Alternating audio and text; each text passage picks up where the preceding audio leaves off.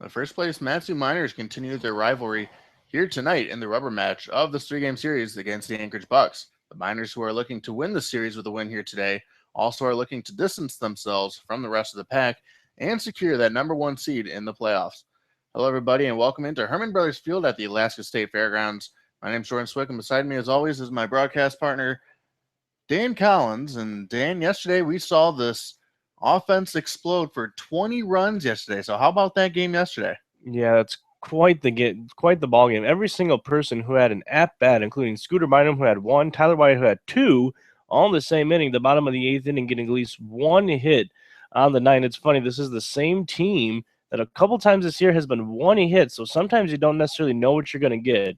But I'll tell you this, I did mention yesterday before the broadcast, didn't mention it at all on the broadcast, was I would have been very concerned had we lost last night because it looked like the team was coming in with a heck of a lot of mojo. They seemed like they were really feeling it in batting practice, and they had a lot of good just vibes going around the clubhouse and here on the field. And I said, you know what, if they lose this game today, it's really going to scare me because then it's going to make it almost seem like, wow, teams could really beat us even when we're on our best. And what do you know? I did not expect 20 runs last night.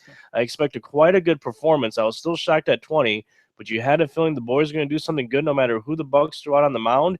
And I would just like to feel that feeling once again, especially come playoff time. You were mentioning that you wouldn't think that this team, or you wouldn't feel comfortable with this team if they would have lost yesterday, because that would have ultimately have meant that they would have lost the series. So would you say that's kind of the same case in the playoffs? Because remember, it is a best of three series all the way.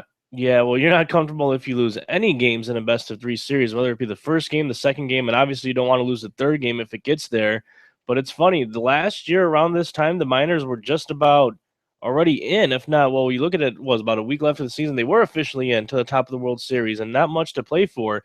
This time around, the games mean something all the way to the end, especially when you're talking about securing a number one spot. So you look at the games we have left and the games that all the other teams around the league have left, and it looks like all the way maybe when we get into August with a couple games left, it might be a little different.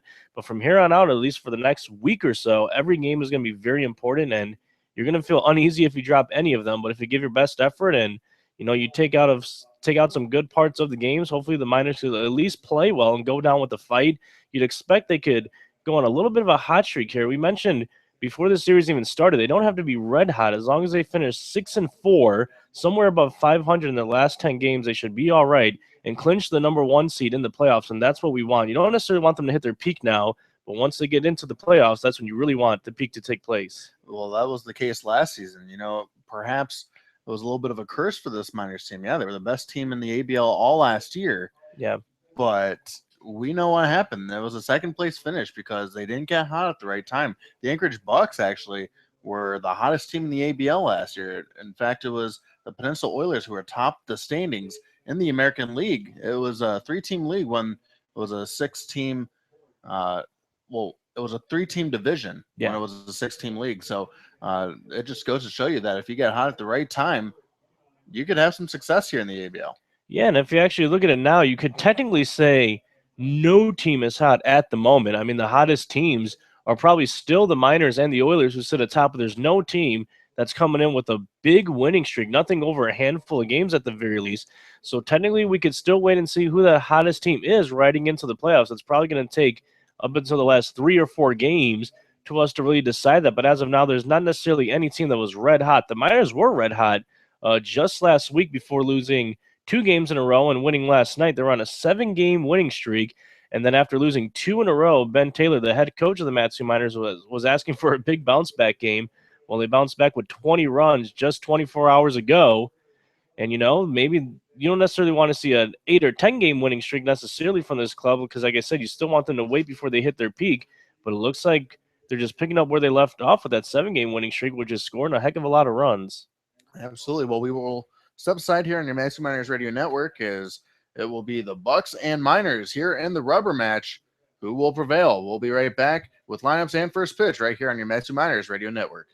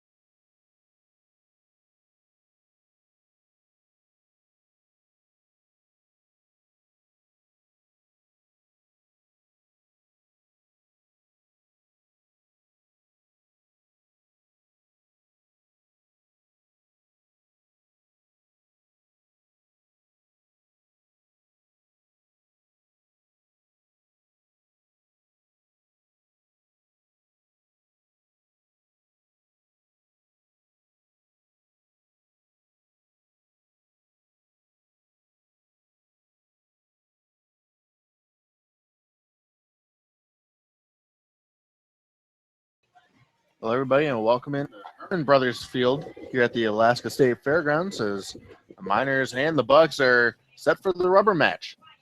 As we give you the starting lineup for the visiting Anchorage Bucs, LJ Hatch leads things off. He'll be playing shortstop today. Hunter Castles will bat second, playing second. Steven Sensley batting third, playing center field.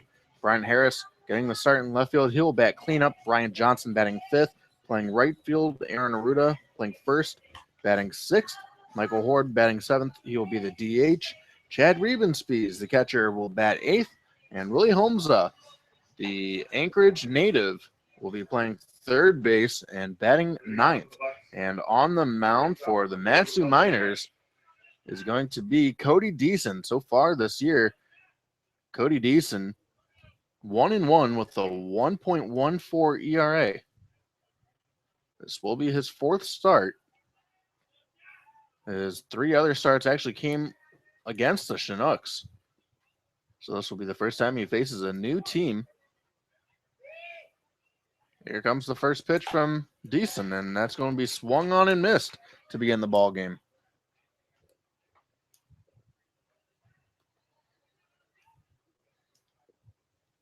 Cody Deason from the University of Arizona.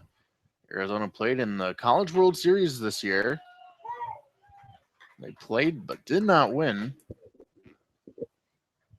as I believe it went to Game 3. It was Game 3, and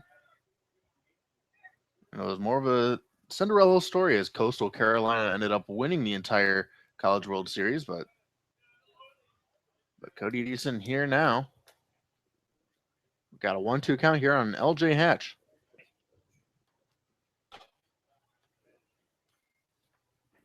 Hatch this season hitting .258, 4 doubles, 11 RBIs on the year.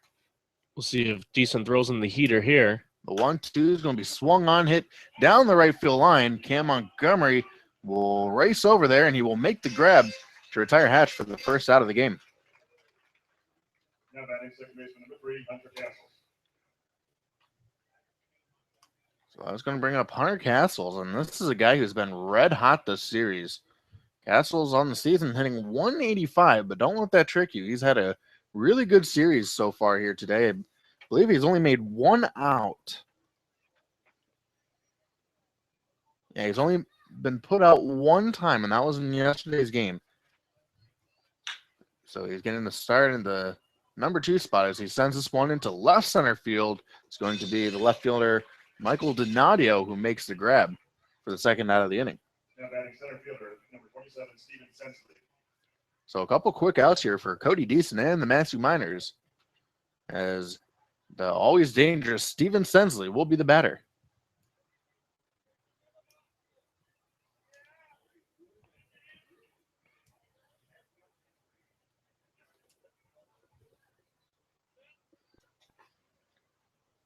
Steven Sensley's batting average at .306, and has definitely taken a fall from where he was a couple weeks ago. He was hitting like .350, but he's fallen back down to earth, kind of like Levi Jordan a little bit. Levi Jordan hitting .317, if you want to compare the two. Speaking of Levi Jordan, a big shift is on for Steven Sensley, and for Levi Jordan out there in second base, he's basically playing short right field. And we actually saw this a little bit yesterday. I mean, it's not really a whole shift. It's just putting him a little bit in shallow right field. Still got 2 fielders on the left side of the diamond. And the 2-0 is going to be swung on and missed. Well, what that shows you is there's been good scouting done on Steven Sensley by this Miners coaching staff. They know exactly where they want to place their fielders when a guy like Sensley or anybody else for that matter is up to the plate. Have a plan for everyone. So the 2-1 from Deason swung on and missed. Evens up the count. Deuce is wild here. 2 balls, 2 strikes, and 2 outs. There's also a little gap out there in left center field, so they're definitely playing a power hitter like Sensley to Poole. Here comes the 2-2 pitch from Deason. Breaking ball swung on, hit to Levi Jordan over there in shallow right field. He'll make the grab and throw on over to first. And it's a 1-2-3 inning goes the Anchorage Bucs. So no runs, no hits, no errors as we head to the bottom half of the first. when the Massey Miners come to bat on your Massey Miners Radio Network.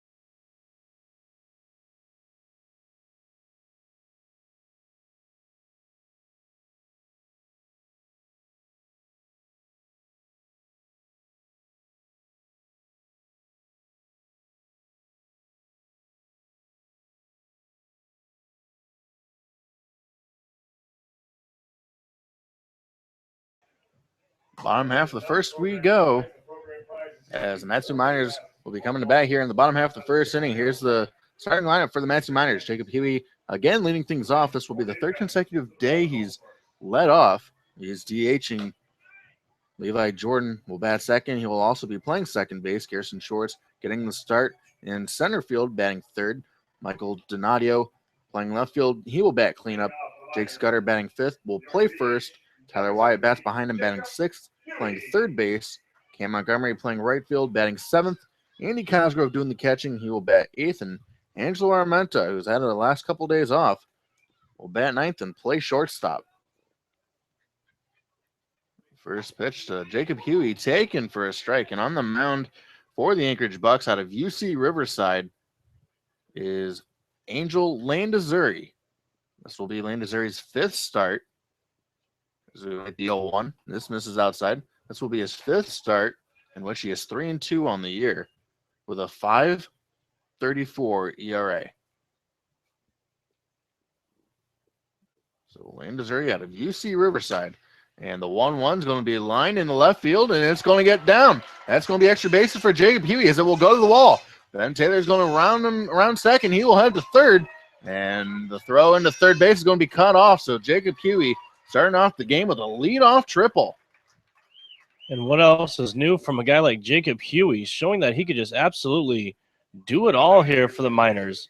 I actually had a little joke with him down by the concession stand earlier in the game. I said, how's about you go 6 for 6 instead of 4 for 6 this time around, will ya? Laughed it off and said, if I can, I will. And so far, starting off 1 for 1. He's got the hardest part of the cycle out of the way.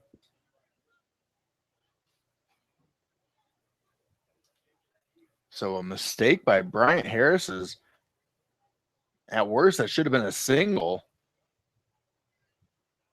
But a little bit of uncarelessness.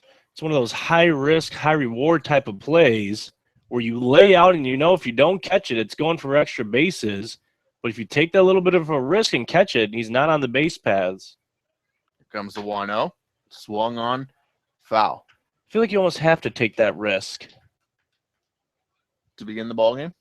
It's a little risky. The thing was, I don't know if Harris was projecting to go that far behind him. Maybe not. Steven Sensley perhaps should have done a little bit better of a job there to back him up, even though the ball was hit hard and not giving Sensley a lot of time. But that was perhaps in Bryant's head. Maybe he would have thought if that gets past him, it's only a double. Instead, Huey making sure it was a triple. The 1-1 going to be lined into right center field. That's going to be trouble. That's going to go down into the gap, the right center field gap. That's going to go to the wall. Levi Jordan is going to stop there at second base, and wisely so, as Johnson got that ball in a hurry. But the Massey Miners playing from in front here today, a couple base hits, a couple extra base hits, that is. A triple by Huey and a double by Levi Jordan to begin the top half of the first, or the bottom half of the first.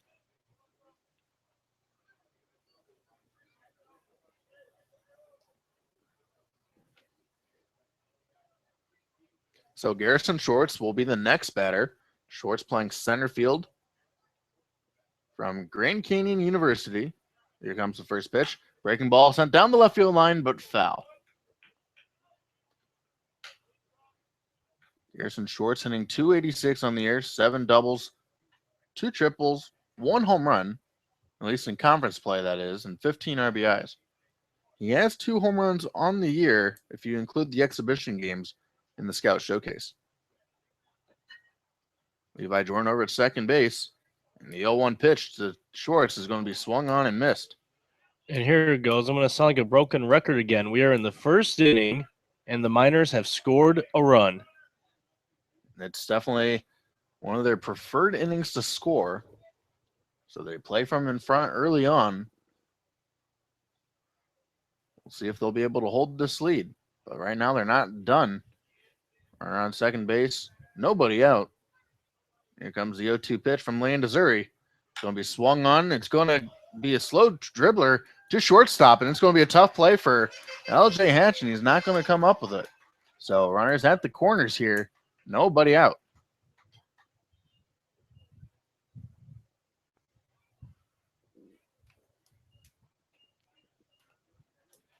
So it's going to be E6. Number 26, Michael Donadio. So the first 3 have reached here for the Miners in the bottom half of the first. So Michael Donadio up at the plate, hitting 338, 4 doubles, 2 triples, 19 RBIs. He also leads the team in walks, with that being 19 on the first pitch. He sends this one out of play. And we saw what can happen after the Bucs commit a blunder. I believe it was over a handful, 6 errors in last night's contest, and it really came back to haunt them. So far, with 1 here in the bottom of the first, see if it will come back to haunt them again. So runners on the corners, Shorts over at first, and Levi Jordan over at third. The 0-1 way outside evens up the count. It's going to be Harrison left, Sensley in center, Johnson in right. Willie Holmes at third, LJ Hatch at short, Hunter Castles at second, and Aaron Aruda playing the hot corner over at first, and Chad Riebenspeed's doing the catching here today for the Anchorage Bucs. Here comes the 1-1 from Landazuri. Fastball misses outside. The Miners with a 1-0 lead. Runners on the corners. Last night was a pretty spectacular performance all around for the Miners, especially on the offensive side. 20 runs on, I believe, 24 hits it was, and they were able to capitalize on the errors too. 6 errors committed by the Bucs, like Dan Collins mentioned just a second ago. But Donadio now with a 2-2 count, still nobody out.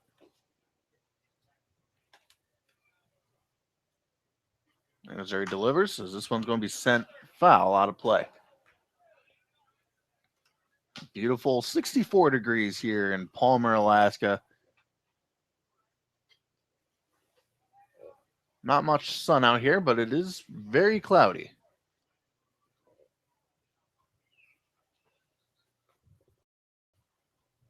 Again, here comes the 2-2 from Landazuri. Swung on, hit down the left field line, and this will reach the seats.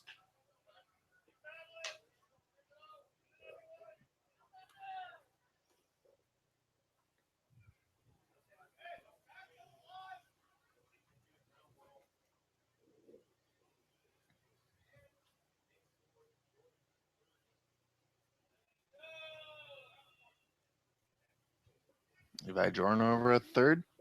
Garrison Shorts over at first. And again, here comes the 2-2 pitch. Breaking ball, check swing. Did he go around? Apparently he did not. So it's now a full count here on Michael Donadio, and Landazuri in danger of loading the bases.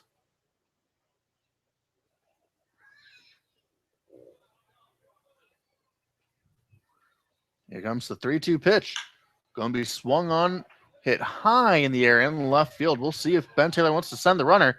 The catch is going to be made, and the throw goes to the plate, but they're going to keep Levi Jordan over at third base. So the first out recorded by the Bucs defense is going to be a fly out.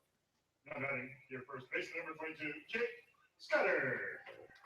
So runners will stay on the corners as Jake Scudder, again, batting 5th back-to-back days. And we saw the kind of performance that he put on yesterday.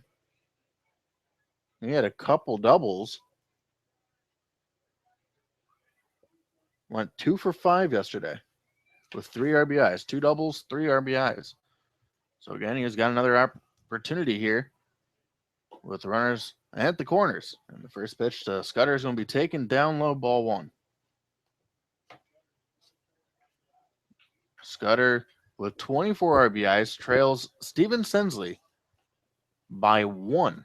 Steven Sensley, of course, playing center field for the Bucs here today. If Scudder gets a base hit here, he would tie Steven Sensley for the league lead. As he sends this one out of play, evens up the count at 1-1. Jake Scudder out of Kansas State. He will be a senior next season for the Wildcats.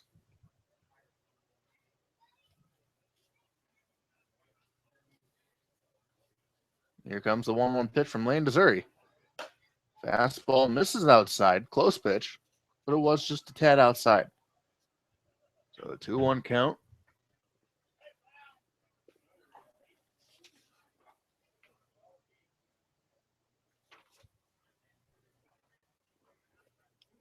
And Missouri checks the runners. The 2-1 pitch.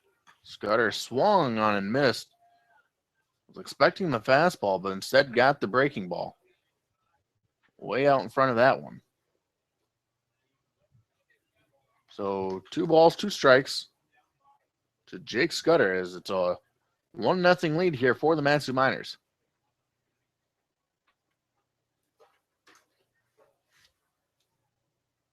And Missouri again checking the runners.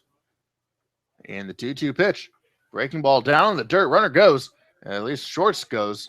And he will move into scoring position.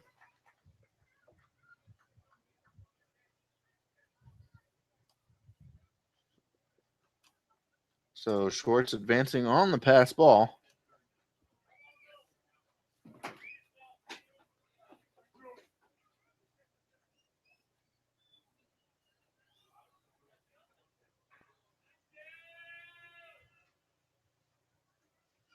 And the 3-2 pitch. Taken down low, ball 4. So Jake Scudder walks and the bases are loaded. As Tyler Wyatt will be the next man up. Third baseman number 15, Tyler Wyatt.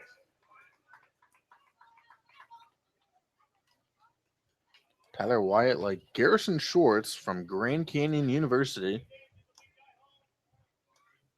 In fact, Mick Vorhoff as well from Grand Canyon University. He's out of the bullpen. So 2 of the Grand Canyon boys will be in the lineup. Bases loaded, 1 out. This gets away from Riebenspees, but he's able to find it in time. So a 1-0 count here to Tyler Wyatt. Wyatt this season hitting .222. 1 home run, 4 RBIs for him. He's one of the 2 two-way players on the Matsu Miners. The other being Jacob Huey, who began the inning with a leadoff triple. So both two-way players not pitching. They're in the lineup here today. Tyler Wyatt playing third base for the Miners. And it's already taken a long time. Here comes the 1-1. It's going to be swung on, hit foul.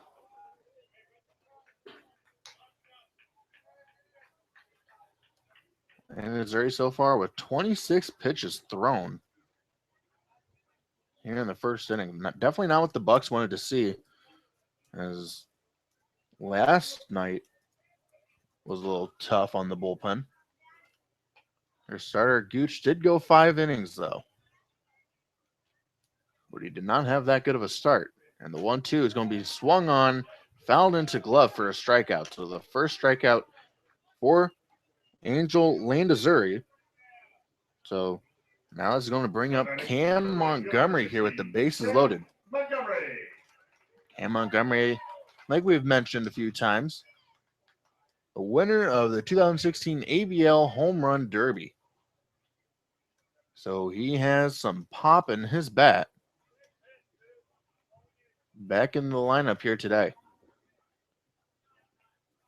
An incredible opportunity with the bases loaded here in the first. And the first pitch to him is going to be a breaking ball down low.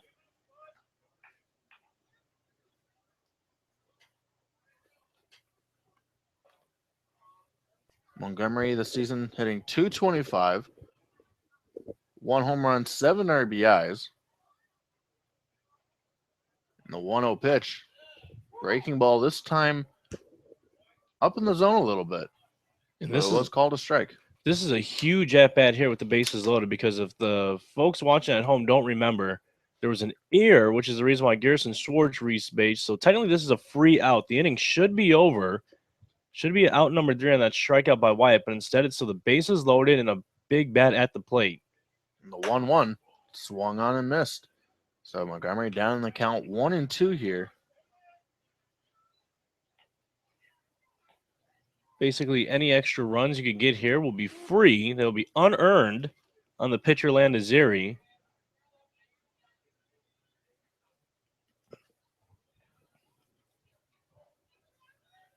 So Landazuri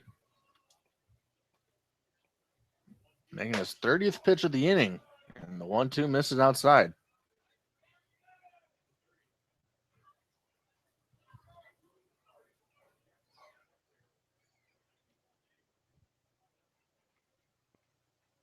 Bases loaded, 2 outs. And a 2-2 count here on Cam Montgomery out of the University of South Florida. The 2-2. Fastball outside, 3-2. And the runners will be off on the payoff pitch. And Missouri with 1 walk in the inning. He did walk Jake Scudder, who is over there at first base.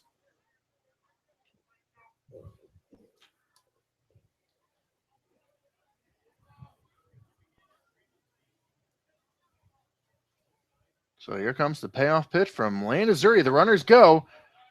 And a breaking ball should have maybe have been strike 3. But Cam Montgomery taking that perhaps a little inside for ball 4, and the inning will continue. So 2 walks in the inning issued by Angel Landazuri. He definitely thought he should have been out of the inning. But home plate umpire Silas Straden begs to differ.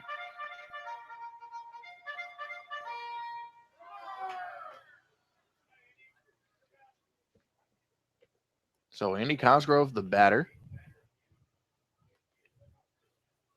Cosgrove this season hitting .271, 1 home run, 3 RBIs. And there is another game in action tonight, as opposed to last night, where it was just the Miners and the Bucs duking it out. Miners, of course, winning that game by a score of 20-5. So far, a 6-0 lead in the top of the first inning. Pilots over the Chinooks at Lee Jordan Field down in Chugiak, Eagle River.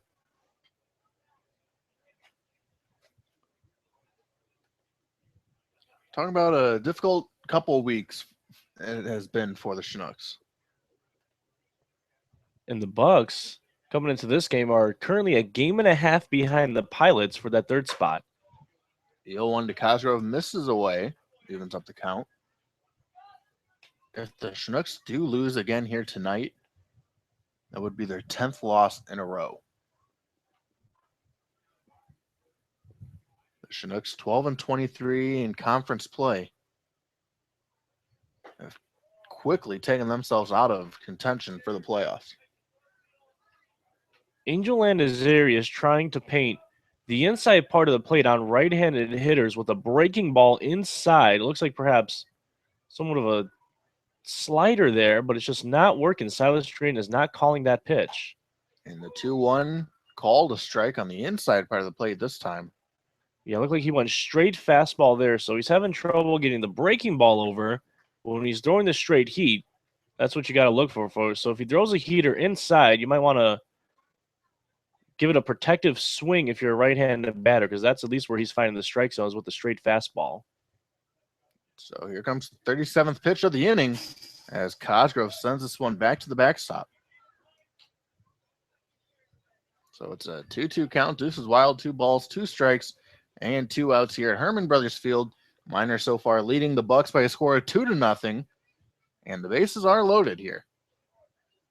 And Landazuri did throw that fastball once again inside, and exactly what Cosgrove did was give it a protective swing and fouled it off to the backstop. Here comes the 2-2. Again, fastball swung on and fouled back to the backstop. So Landazuri will at least throw 40 pitches here in the first. He's at 39 right now, but he has to make another pitch.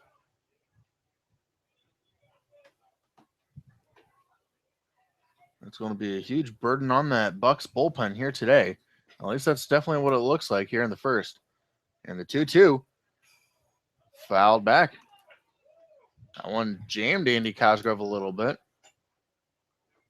Didn't necessarily get the barrel. It got like the handle of that piece of lumber.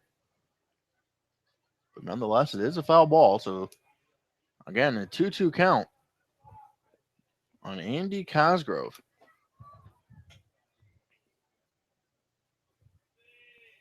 Here comes the 2-2. Breaking ball hit to short. LJ Hatch will go to third. And they'll be able to get out Jake Scudder. But 2 runs for the Matsu Miners as they have taken an early lead over the Anchorage Bucs here. As we now head to the top half of the second on your Matsu Miners Radio Network.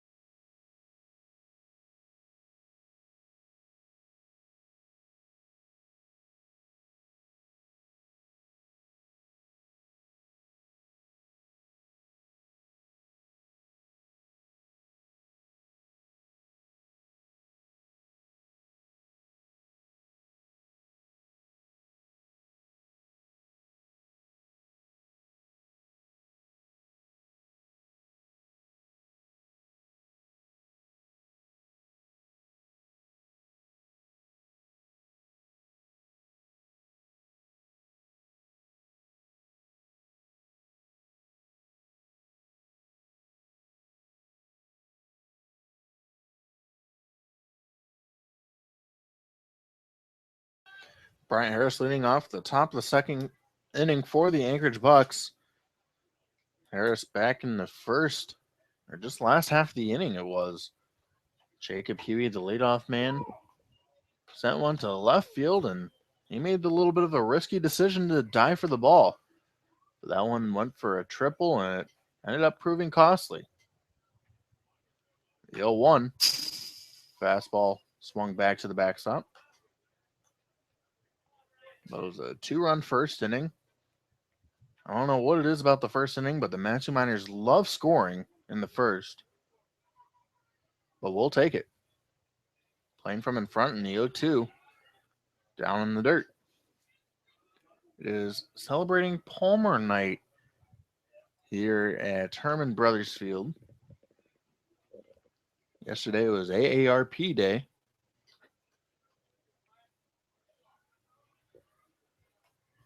Here comes the 1-2 from Cody Deason. This one misses outside, evens up the count.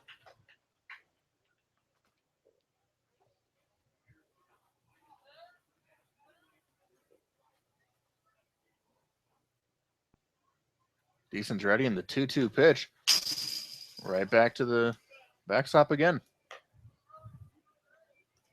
But the second place Peninsula Oilers have a non-conference game today, meaning that whatever they do, well, they're not going to necessarily gain ground. That is, if the Miners win the Miners win, they would move to 2.5 games over the second place Oilers.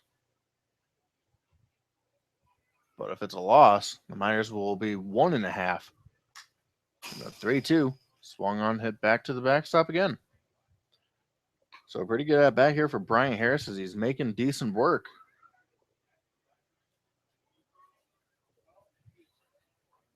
Mentioned the Pilots beating the Chinooks early on. The Pilots in third place. They're a game and a half out. As this one's going to be taken up high, ball 4. Mentioned the Pilots a game and a half out of second place. They're 3.5 out of first. So if the Pilots do hold on and the Miners lose, they're going to gain a full game and it'll only be 2.5 games out. So a little bit of a scare for the Miners, but they are in control of their own destiny. That's what happens when you're the first place team. You can definitely set the pace. Payoff attempt over at first, but Harris getting back safely. We talked about the Chinooks possibly dropping. It looks like they're going to drop their 10th game in a row, currently losing by a score of 7-0 now against the Pilots. But they played spoilers in the beginning of the year, if you think about it, because that was one of the teams, if not the top team, that the Bucs had the most trouble with all season long. So while they might be somewhat going downhill from here on out, the Chinooks, in the beginning of the season, those 12 wins, that's basically where they all came from before the All-Star break. They're having a big factor on the races here now. You consider that the Bucs had a hard time against them, and they are 5 games back. Had the Bucs beat what is the weakest team at that time in the ABL, they might only be 4-3, 2 games back. So those games in the beginning of the year, losing against the Chinooks, having big implications now. So Harris with a pretty big lead over there at first, and the 1-0 pitch is going to be swung on, fouled out of play.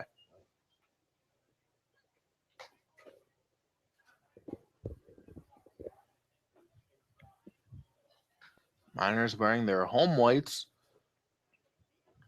green lettering and the yellow trim. The Bucs wearing their black jerseys and gray slacks with the yellow letters. And the 1-1 is going to be taken for a strike. So 1-2 count here on Ryan Johnson, today's right fielder.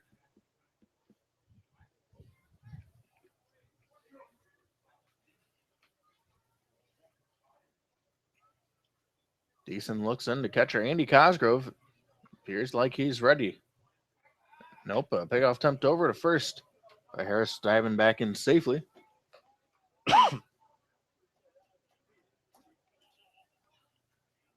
After today's game, there's 4 more home games in the regular season. 3 of them in a row after today. The 1-2 runner goes, and at least he was going, then he put on the brakes. This one is fouled out of play.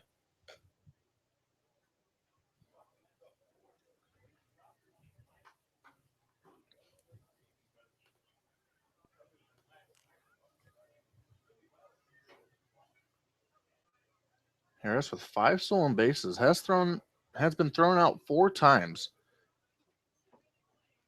He's not afraid to swipe a bag whenever need be. We'll see what he does here on the 1-2. He will stay pat, and the 1-2 is going to miss high and away.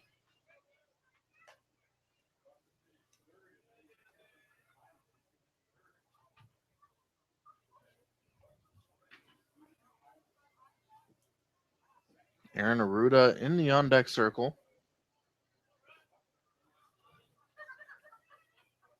But it's Ryan Johnson at the plate here. Johnson out of TCU.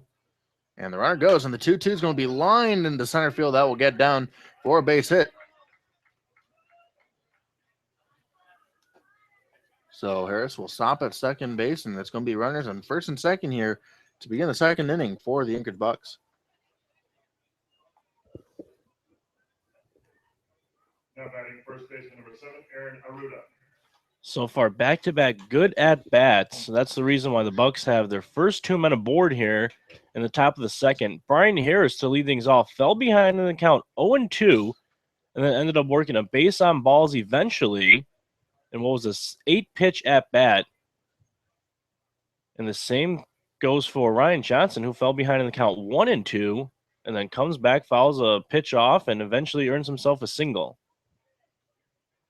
Aruda showing bump, but he pops it up. That's going to get down. Tyler Wyatt will throw on over to first to record the out. So it's going to be a sack bunt for Aaron Aruda as he successfully bunts the runners over. The tying run over at second base now as Michael Horde, who hit a grand slam yesterday off Stephen Kolek, is the man up at the plate.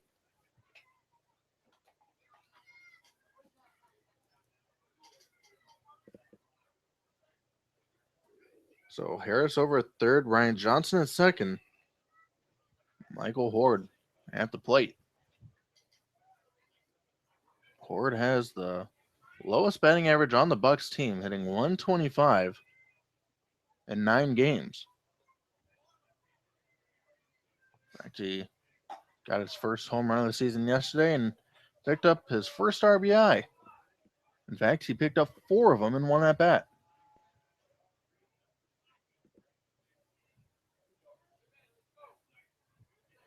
But it's usually been the bottom of the order that's hurt the Miners so far this series. Here comes the 1-0. Swung on a miss. Payoff over the third, and he's able to get back in safely. Harris napping over at third base. Catcher Andy Cosgrove almost threw him out.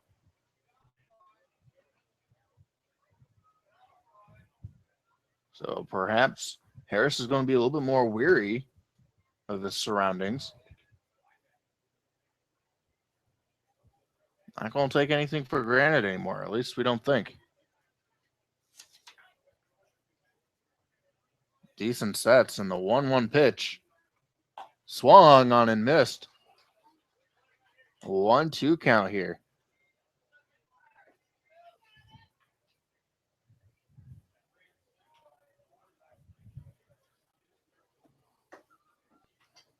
Chad Riebenspees, the catcher, is on the on-deck circle. He would be next.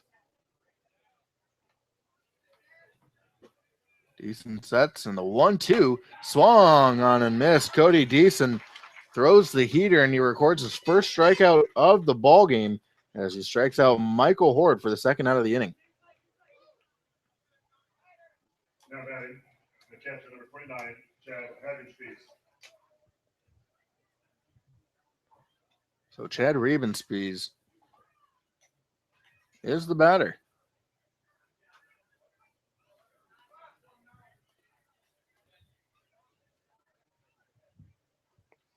Riebenspees out of New Mexico State from Clearwater, Kansas. First pitch to Riebenspees, fastball away.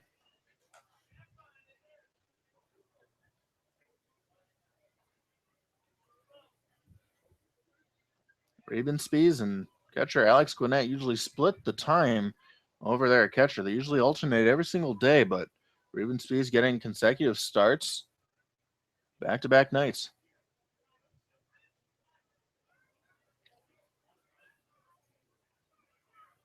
So runners, second and third, 2 outs on the 1-0 pitch.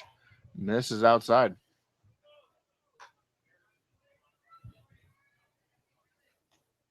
If Riebenspees does reach, it will be Willie Holmes up to the plate.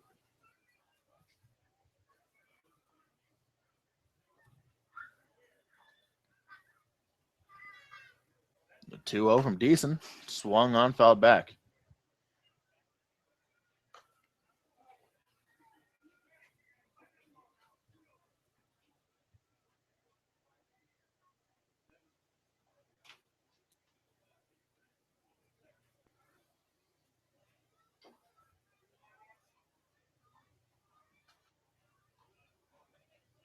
After today's game against the Miners, the Bucs will travel to Chugiak to face the Chinooks in a 1-game series. They still have 2 more games against the Chinooks and 2 against the Oilers. The Bucs will finish the season at home All home games for the Bucs from August 1st to the 3rd. Here comes the 2-2 from Deason. Breaking ball. Called strike 3. The second strikeout of the inning for Deason. And it could not have come at a better time than this. He strands runners on 2nd and 3rd. And the Miners get out of the inning as we now head to the bottom half of the 2nd on your Manchester Miners Radio Network.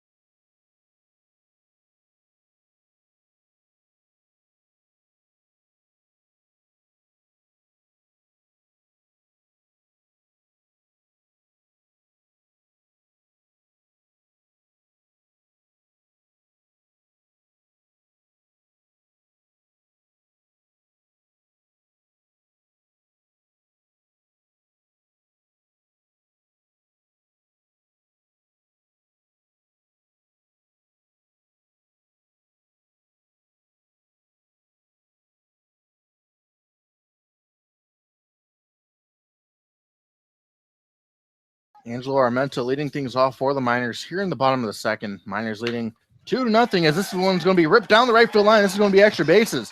Armenta rounds first. He'll head to 2nd. We'll see if he's going to round 3rd, but Skipper has the stop signal on, so he's going to stop there over at 2nd base. And it's going to be a leadoff double for Angelo Armenta. Now batting, your DH number 17, Jacob Huey. So Jacob Huey will be the batter. If you recall, he started off the game with the leadoff triple as Brian Harris made a mistake out in left field. Doesn't go as an error, but it definitely was a mental error for sure. First pitch to Huey. Misses outside, ball 1.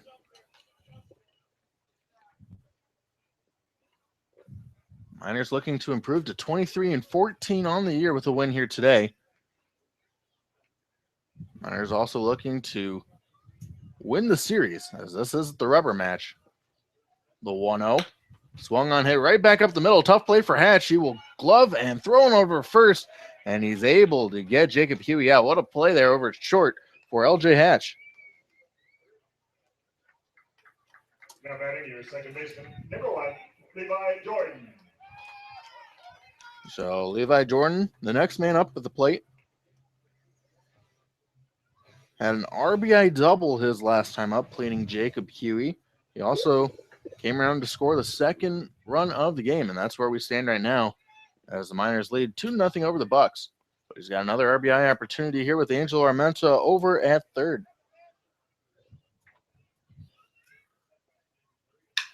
And this one's going to be popped up. This one will be caught by LJ Hatch.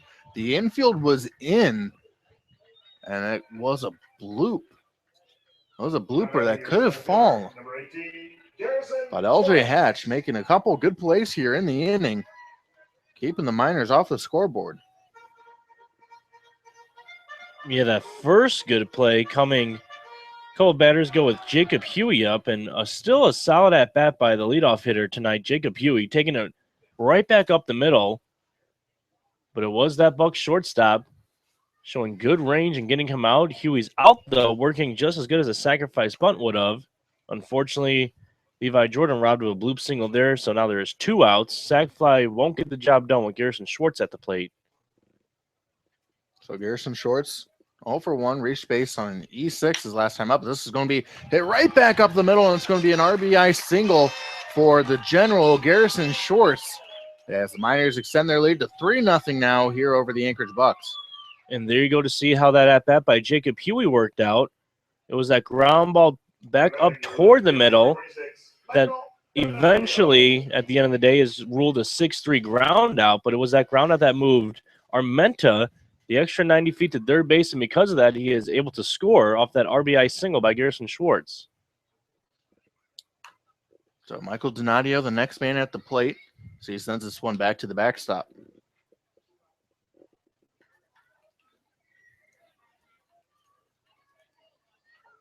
The Miners, after today, host the Pilots for a 2-game series here at home. Both of those 6 o'clock start times.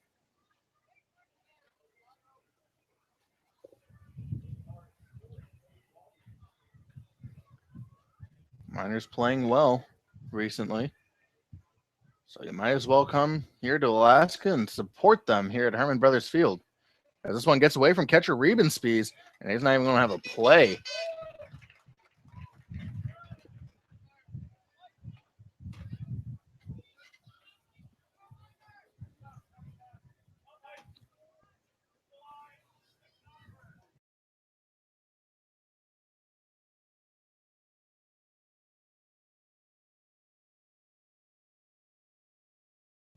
So that will be ruled a pass ball on Rebenspies.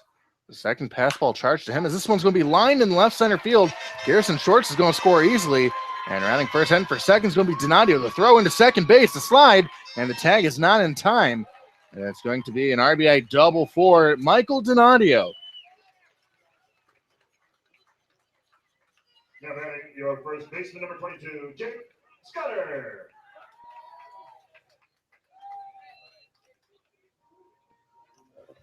And this is going to bring out the pitching coach for the Anchorage Bucs. And so far, back-to-back 2 spots here for the Miners to begin the ball game. 2 runs in the first, 2 runs here in the second. They're not done yet.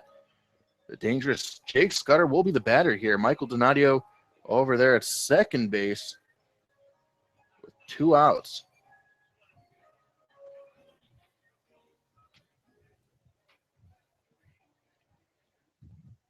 It's Ken Hokuff, the pitching coach, checking out.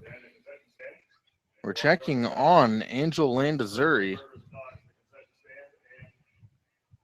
as he has struggled here today.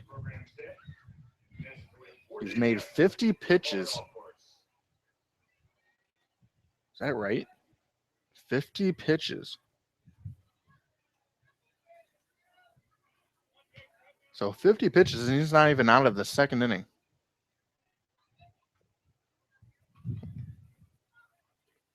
So here comes the pitch to Scudder, and the first pitch, he's going to send this one in the air into left field in foul territory. It's going to be Bryant Harrison makes the grab, and the inning finally over. But the Miners, again, a couple more runs here as Garrison Schwartz and Michael Donadio come home to score the third and fourth runs of the ballgame for the Miners. They lead 4-0 over the Bucs when we come back on your Matthew Miners Radio Network.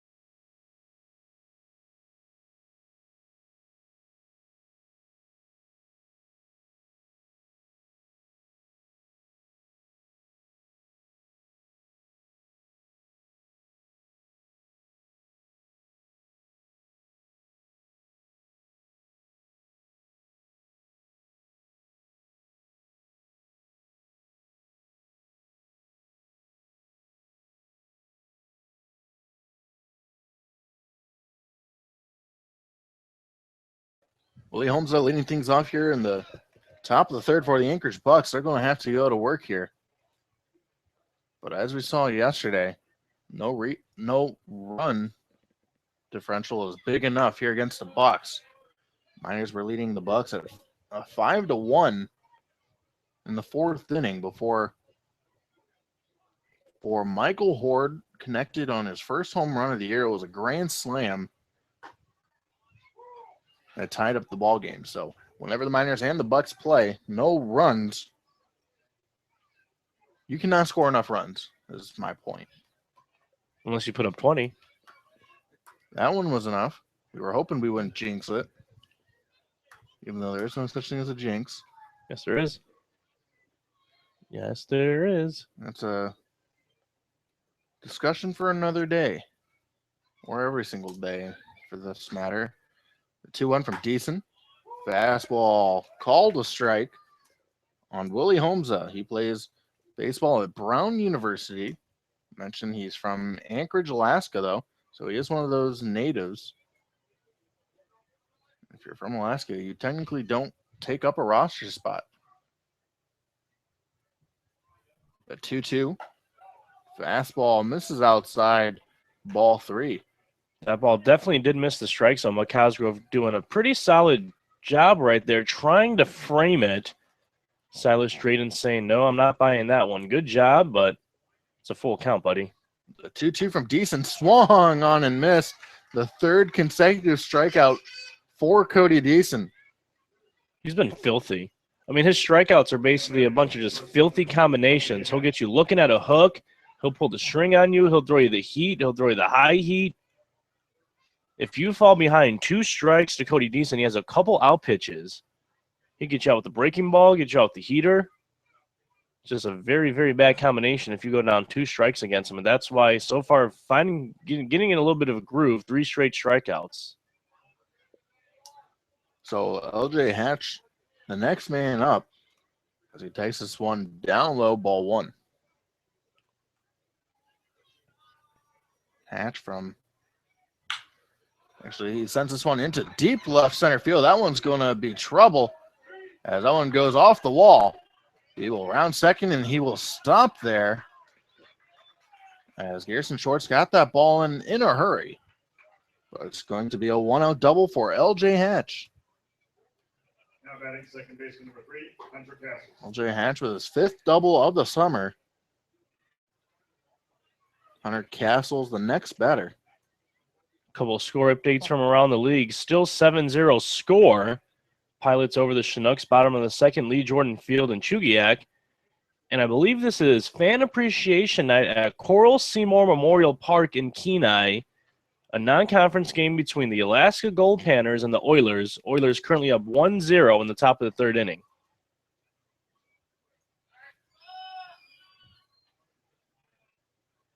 I believe this is yes, it is the Oilers' final non-conference game of the season.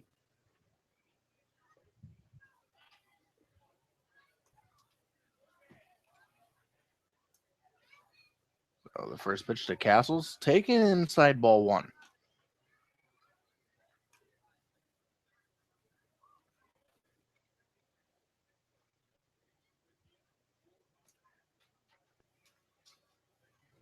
Miners leading the Bucs by a score of 4-0 here at Herman Brothers Field. And the 1-0 misses outside.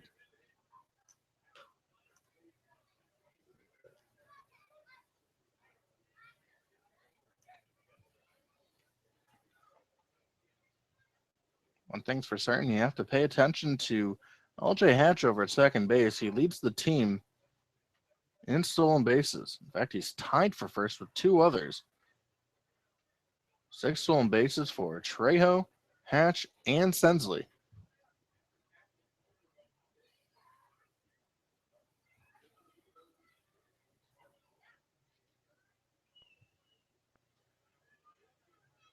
Deason taking a long time. Looks like him and Cosgrove finally on the same page. Nope, apparently not, as he asked for Cosgrove to come out to the mound and discuss things. Donadio in left, Shorts in center, and Montgomery in right field. Tyler White gets to start at third. Angelo Armenta over at short. Levi Jordan at second, and Jake Scudder over at first. Andy Cosgrove doing the catching. And as of right now, he's talking to Cody Deason.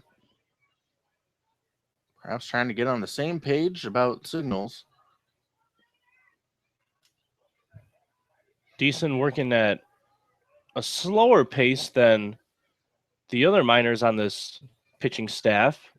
Think about it, we are 1 hour exactly into this ball game and still only in the top of the third. There has been scoring, 4 runs, all the minors so far. The 2-0 called a strike. Castle's not liking that call, but it is a 2-1 count. That was some good framing right there by Andy Cosgrove. A+ on the framing. And I think that's what Castles is complaining about, but good job by the Miners backstop. Decent sets in the 2-1 pitch. Fastball misses away, 3-1 now. There is one out here in the third inning. Miners leading the Bucs 4-0. The always dangerous Steven Sensley awaits on deck. You want to go right at Castles here. And the 3-1 is going to be swung on, popped up. We'll see if Cosgrove has a play. He tosses his mask, and he will make the catch. A very important out here for Cody Deason and the Matsu Miners. That's now 2 outs here in the inning. And like I mentioned just a second ago, Steven Sensley on deck will now be the batter. Now batting center fielder number 27, Steven Sensley. So Sensley 0 for 1 here today, grounded out to Levi Jordan in shallow right field his last time up. We mentioned a small shift the Miners like to put on. And it's not really a shift per se, saying is there's still 2 fielders on the left side of the diamond and 2 on the right. Usually you would see a shift with the shortstop on the right side of the bag, 3 fielders on the right side, and only the 1 on the left. Yeah, this shift here, as that first pitch was called a strike, is a little bit more of an old school mixed with new school shift. That latest shift that you're talking about, Jordan, kind of new school nowadays in the game of baseball. This is typically just more of an old school type of shift, especially out there in the outfield. And if Cam Montgomery is darn near playing just a couple feet in front of the warning track, he is playing deep out there in right field. And the 0-1 is going to be sent down the left field line, but foul.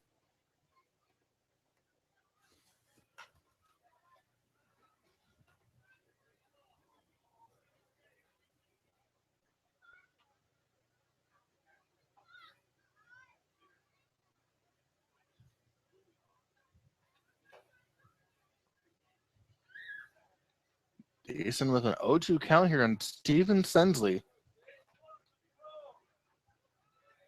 2 outs. Deason's ready in the 0-2 pitch. Fastball away. And again, catcher Andy Cosgrove going out to the mound, talking to Deason.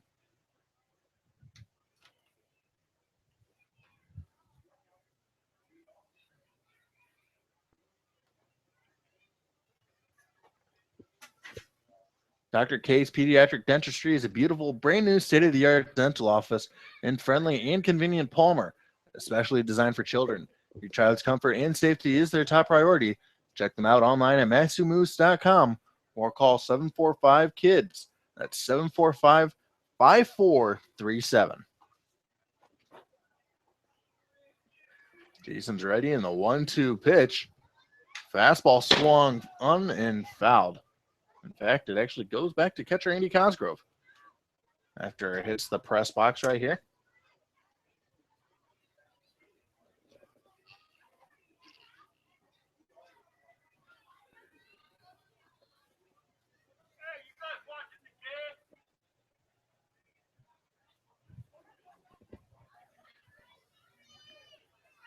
So 1-2 count. Here comes the pitch.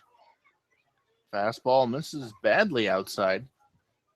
Cosgrove in the right-handed batter's box making that grab.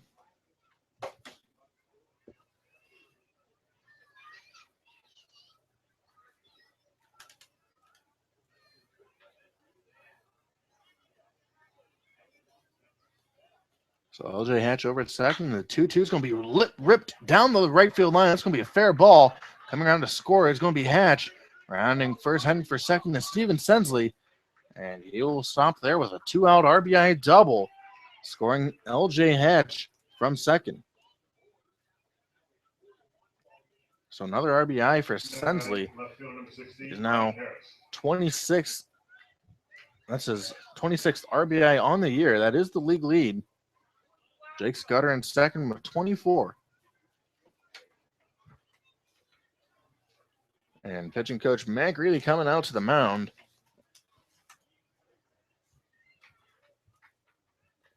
There's been quite a few conferences out there on the mound this inning alone. Catcher Andy Cosgrove out there for at least the third or fourth time it is. Pediatric dentistry professional care philosophy is emphasize the importance of building fun, safe, and trusting relationships with parents and their kids. Now with outdoor seating, you can enjoy a refreshing drink and good friends outdoors in the Alaska sunshine. Located in downtown Palmer, the Palmer Bar is a great place to grab a bite to eat and take in the sights. Call 907-745-3041 today. Or call 745-KIDS. That's 745-5437. So good day for baseball. 64 degrees here. Miners leading the Bucs 4-1. Bucs getting on the board this inning off the RBI double for Steven Sensley. So Brian Harris is going to be the next man up. Harris walked his first time up, and he stranded over at third. And on the first pitch, he pops this up, and it should be a foul ball, and it is.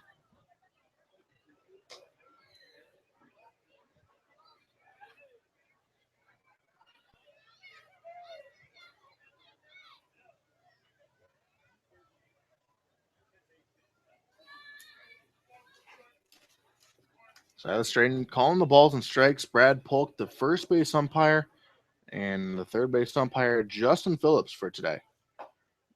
The 0-1 from Deason, breaking ball into the dirt. 1-1 the count.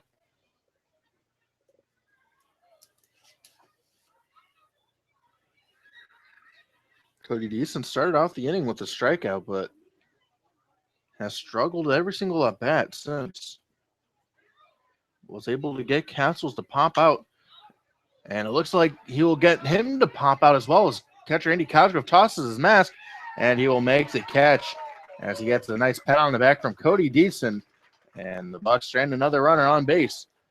But the Bucs finally get another run as the Miners lead the Bucs by a score of 4-1. We will head to the bottom half of the third when we come back on your Manitou Miners Radio Network.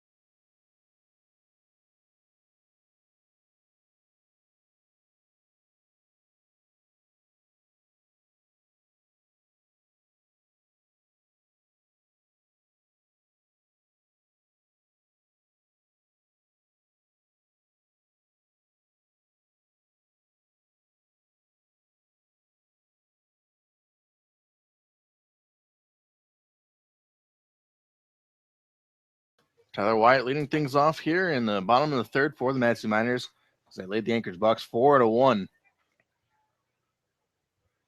Tyler Wyatt with a 1-0 count. Angel Landazuri back out for his third inning at work. And the 1-0 pitch, breaking ball, called a ball. So a 2-0 count here on Tyler Wyatt, who is 0 for 1 today with a strikeout.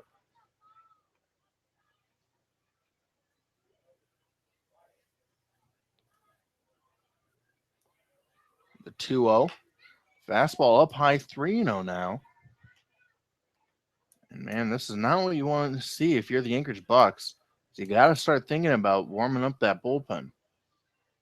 Here comes the 3-0 from Landazuri. And he finally finds a strike zone with a 3-0 strike. It was a 2-spot in the first and a 2-spot in the second, but it could have been a whole lot worse. And the 3-1 catches the outside part of the plate for a strike. So 3-2 count here on Tyler Wyatt. Tyler Wyatt was breaking for first base. He thought he had a base on balls, and I don't blame him very much there. That ball looked like it was way outside. And the 3-2 is going to be swung on, hit foul.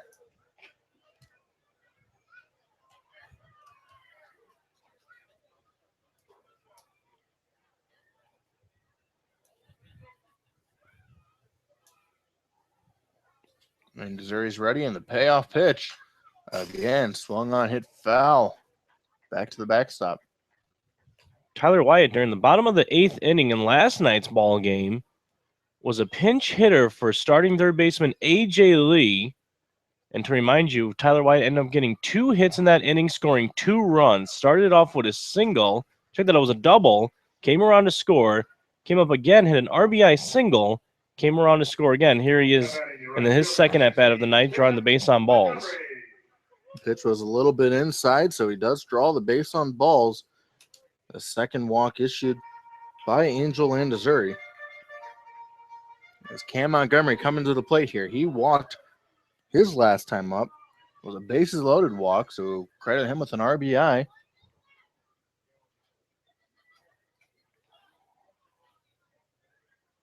Landazuri sets.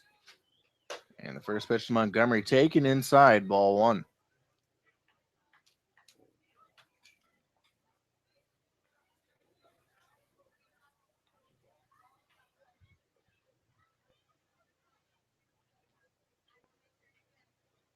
Tyler White over at first. And the 1-0 is going to be popped up. We'll see if this stays in play. As catcher Reuben Spees tosses mask. He makes the grab. And Cam Montgomery retired on the pop-up to Reuben Spees.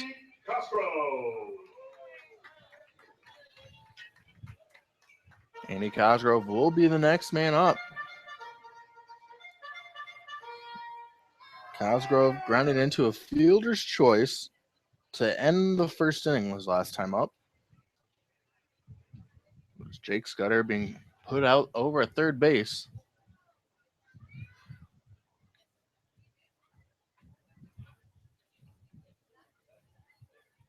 And the first pitch from Lane, Missouri. Cosgrove went around. Says home plate umpire Silas Strayton, so an 0-1 count early on. And Cosgrove knew it too.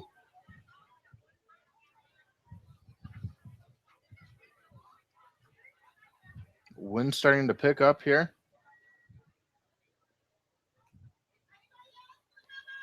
The 0-1, it hits Cosgrove. So he will take first base. And runners on first and second base as Angelo Armento will be the next batter who doubled down the right field line his last time up. Number 4, Angelo Armenta.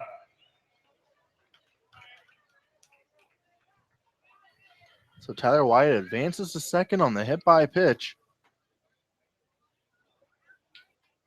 Angelo Armenta is the batter.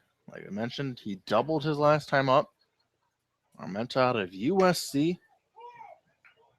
And on the first pitch, he takes this one for a strike.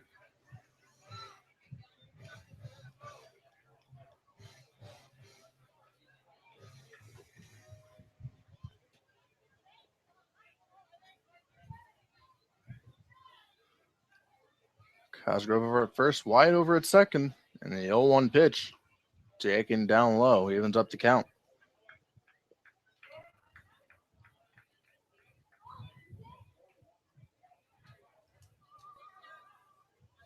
.65 pitches thrown by Angel Landazuri. So please make way to allow them to depart. Sure appreciate the City of Palmer sending one of their best.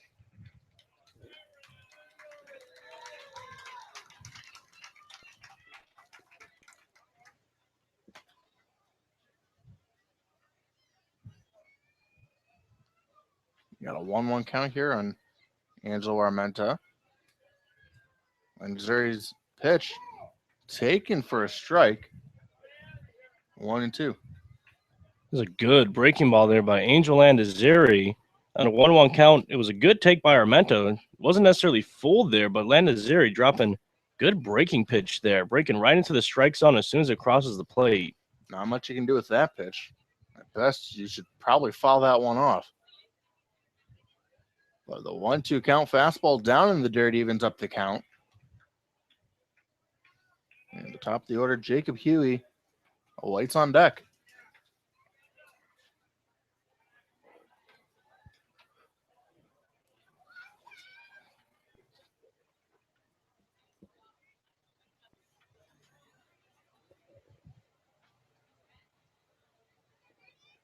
And Zuri's 2-2 delivery. Swung on, hit fouled.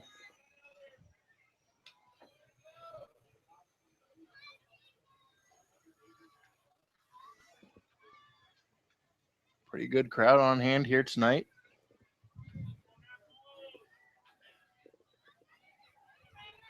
Nothing better to do in Palmer, Alaska than watch the first place Matsu Miners in action.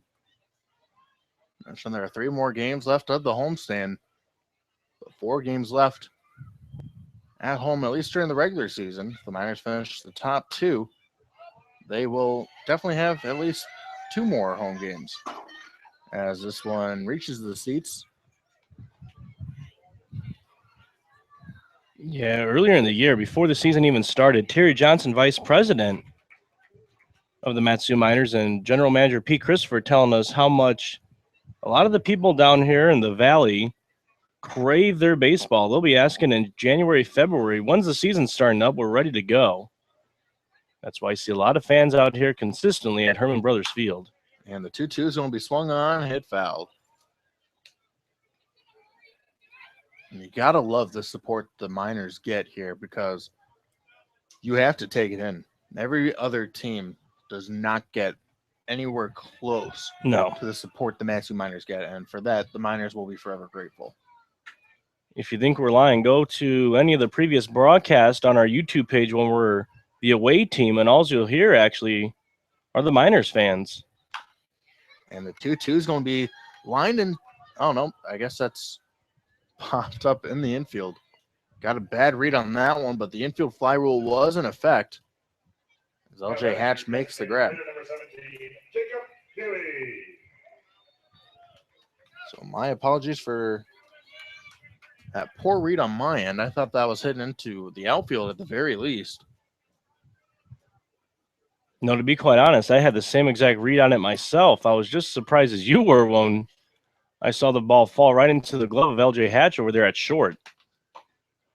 So this brings up Jacob Huey, who today 1 for 2, tripled and later scored back in the first, but grounded out to shortstop his last time up.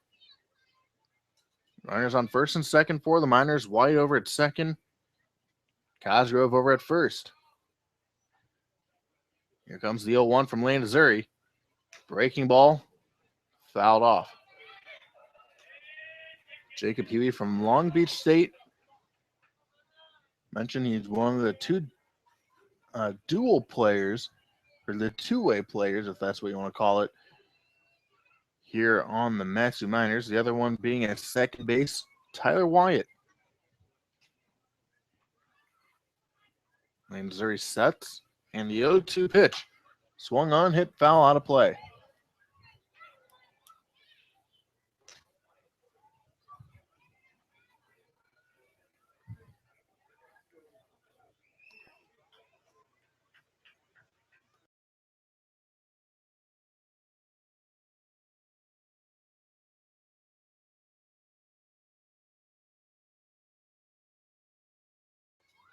So an 0-2 count here on Jacob Huey. Runners on first and second. 2 outs.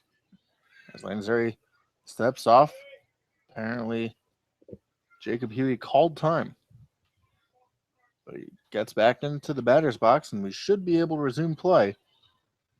As Lansbury sets, and the 0-2. Breaking ball down the dirt, gets away from Riebenspies, and a payoff attempt over at first base. Cosgrove with a very late slide, as he does get back in safely. Yeah, that was risky there, though. I kind of understand where Riebenspies was going with that. Cosgrove was a little far off the bag there after the ball got away from Riebenspies, but Aruda was not covering first. So almost throwing that ball away. 1-2 down low. It gets away from Riebenspies, but Wyatt does not pick that up. So he has to stay over at second base. That could be a cost or a missed opportunity. Yeah, Cosgrove, heads up by Cosgrove. He wanted to take off, but saw that Tyler Wyatt wasn't, so he hit the brakes. Smart move. If he would have pushed the envelope there, he would have forced Wyatt to break, and Wyatt did not have a good read on that. The 2-2. Fastball called, strike 3, and that's how the inning will end.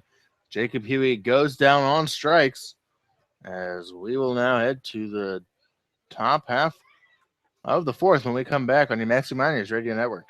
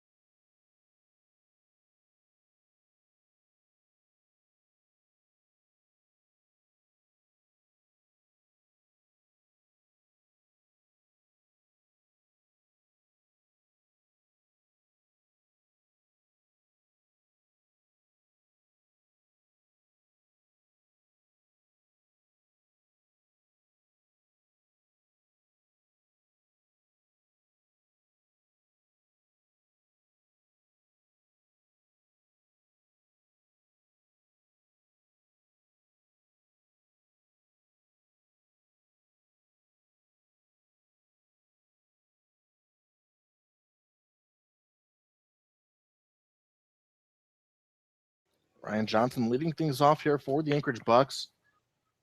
Miners leading the Bucs 4-1, however. Cody Deason back out for his fourth inning of work, and the first pitch taken outside ball 1.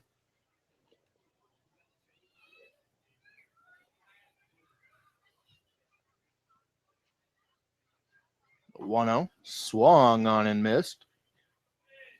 Evens up the count.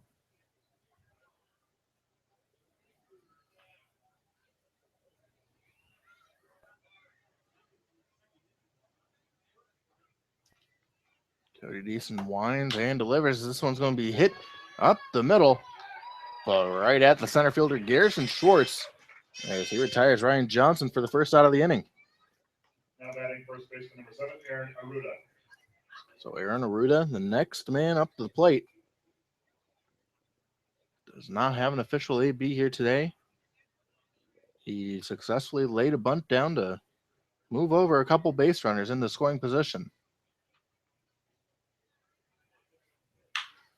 And on the first pitch, he slaps this one into deep left field. This one is long gone. So a solo shot for Aaron Aruda as the Bucs cut the deficit in half, as the Miners still lead 4-2.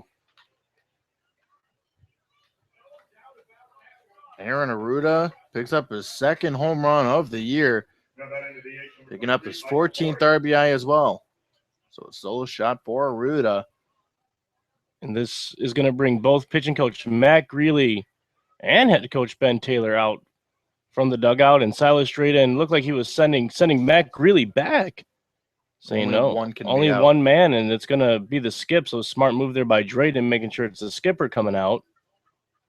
And both Matt Greeley and Ben Taylor walking out immediately after Aruda crossing the plate. Don't know if perhaps something was up with Deason there. It looked like with the way Ben Taylor was coming out, I don't know if something happened there with Deason. If he had a grimace, there was something Ben Taylor obviously didn't like that he noticed, because he was coming out of that dugout in quick haste. And now coming in is Mick Vorhoff. And I don't know if this is going to count as an injury substitution. If that's the case, it doesn't matter if Vorhoff was ready or not in the pen. He'll get as much time as he needs. I hope that's not the case, but it looks like it indeed is. So it looks like Mick Vorhoff will be coming out of the bullpen. We'll let you know more about him when we come back on your Manistee Miners Radio Network.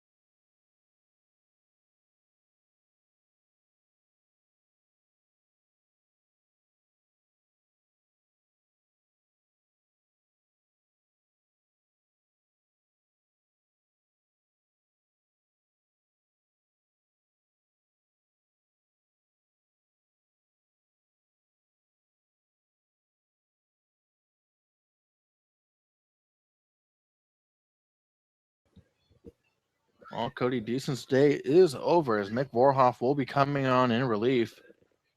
Mick Vorhoff, the third Grand Canyon player to play in this ball game, is facing Michael Horde on the first pitch. He sends this one over to second base. Levi Jordan will throw on over to first to retire Horde for the second out of the inning. But Mick Vorhoff making his 15th appearance on the year. He's 1-2 with a 1.84 ERA.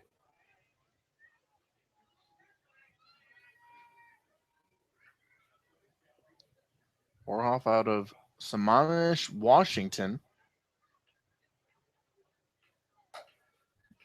And the first pitch to Chad Ravensby is taken for a strike.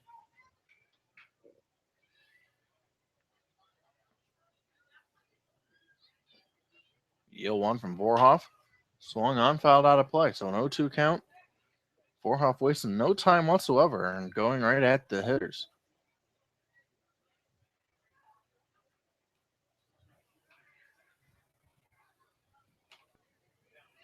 Miners leading 4-2 after Aaron Aruda with a solo shot here, shortening the deficit, cutting it in half actually.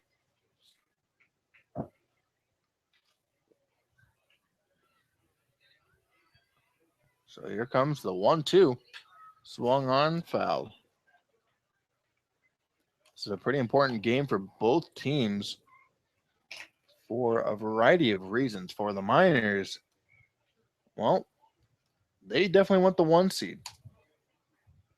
And if they win it, they would improve to 23-14 move 2.5 games in front of the second place Peninsula Oilers. And for the Bucs, well, they want to move up, as this one's going to be hit right back to the mound. McVorhoff will underhand throw it on over to first, and the side is retired. But a solo shot by Aaron Aruda gives the Bucs a little bit closer. As Miners still leading 4-2 when we head to the bottom half of the fourth on your Maxi Miners Radio Network.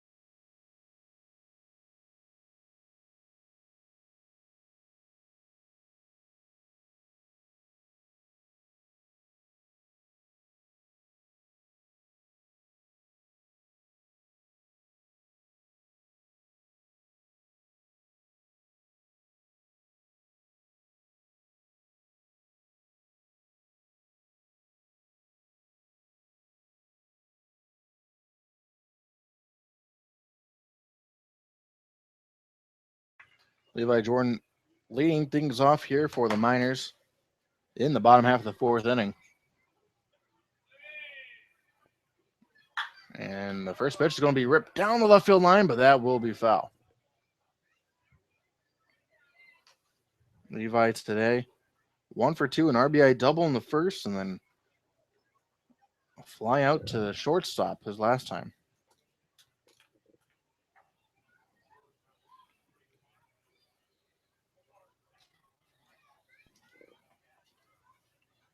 Here comes the 0-1 from Landazuri.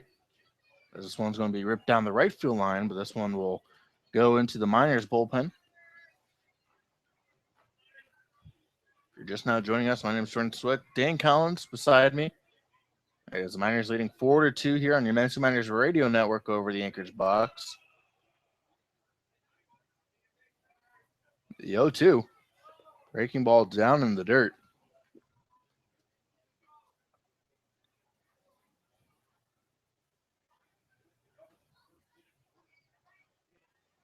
Eighty pitches thrown from Landazuri so far after a 40-pitch first inning. And the 1-2 called strike three. Levi Jordan does not like that call, and I don't blame him. One thing we're noticing here today is Silas Drayden has a pretty big strike zone, especially on that outside part of the plate. So from here on out, especially those right-handed hitters are going to have to protect on anything outside because Silas Drayden is showing that he will call it. So back-to-back strikeout looking. Go to the Miners hitters. Jacob Huey ended the third going down looking, and Levi Jordan starts off the fourth going down looking. So Garrison Schwartz is the next man aboard. He's been on base both of his times here today. Reached base in the first on E6. The 0-1 misses down low. And then an RBI single for the General in the second. Also later came around it to score. The Miners leading 4-2 on 5 hits. A 1-1. Breaking ball swung and hit foul.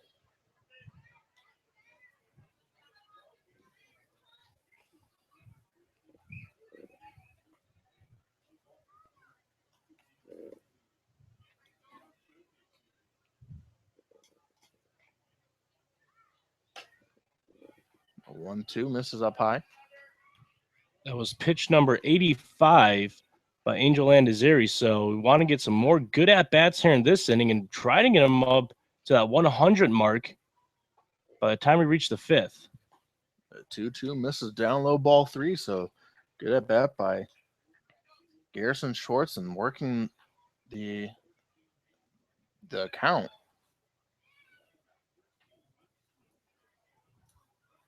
And here comes the payoff pitch. Check swing. Did he go around?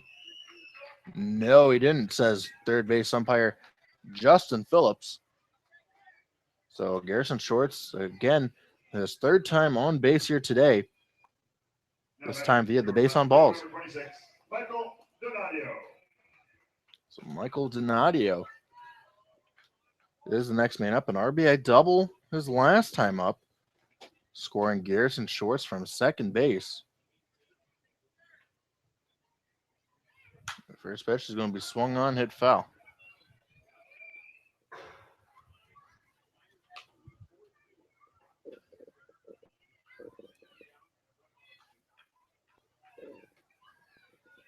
Run on first, 1 out here. Miners up to bat in the bottom half of the fourth inning where they lead the Bucs 4-2. Looking to score a couple more runs. Here comes the 0-1 from Landazuri. Fastball called a strike.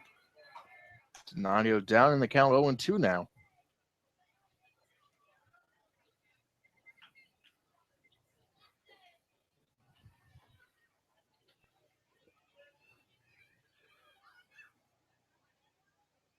Not much of a lead over there at first base for Garrison Schwartz. The 0-2. Breaking ball down in the dirt. 1-2.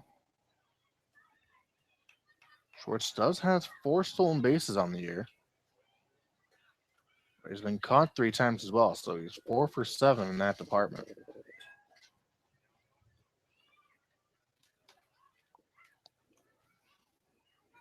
Here comes the 1-2 from Landazuri. Down in the dirt, Schwartz will take on off.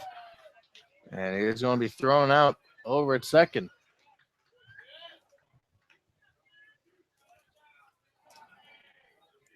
So now 2 outs of the inning after Schwartz tried to test the arm of Riebenspees behind the plate. But Riebenspees throwing out Garrison Schwartz. Here comes the 2-2 pitch. This one's going to be ripped up the middle. This one will fall for a base hit. So 2 hits on the day for Michael Donadio, one of them being a single and a double. And Jake Scudder coming to the plate. Zach Reed, who the Miners saw in the first game of this series, warming up in the bullpen now for the Bucs. Mentioned Landazuri will be approaching 100 pitches shortly. And here comes a mound visit. Wait for the signal to the pen. We were talking about Landazuri's pitch count getting up there. Well, He stands now at 92 pitches. This is the head coach, but the move has not been made yet. This is Anthony Hutting. There it is. There's the move. And they're going to go to, was it Reed out there? Zach Reed. So Zach Reed will be coming on in relief for Angel Landazuri. We'll let you know more about Reed when we come back on your Maximum Miners Radio Network.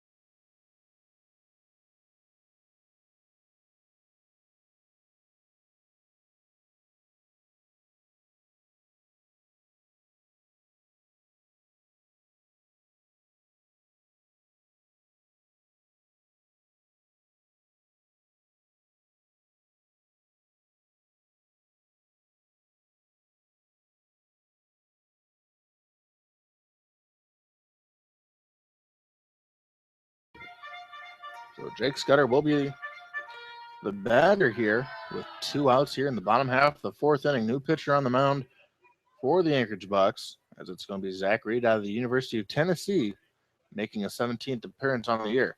And Scudder on the first pitch again swings this on down to second base. Hunter Castles will throw it on over to first, and the side is retired.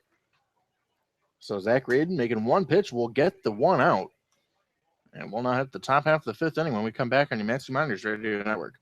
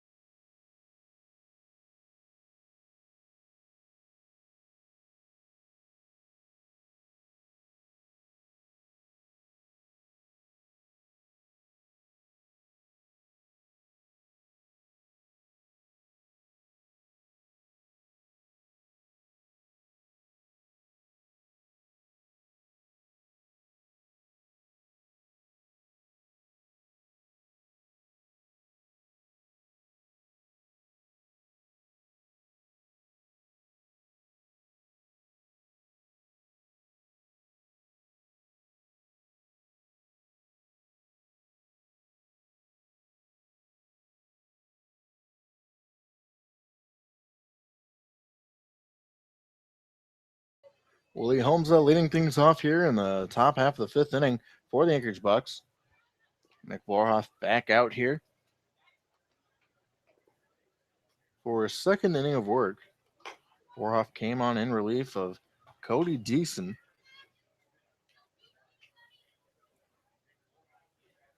So here's Cody Deason's stat line today. He went 3 1/3 innings pitch, giving up 4 hits, surrendering 2 runs. They were both earned, walking 1 and striking out 3. As this one's going to be sent into the left center field gap, as this one's going to short hop the wall. And Schwartz will throw that ball in a hurry. And stopping at second base with a leadoff double is Willie Holmesa. Now batting shortstop number 2, LJ Hatch.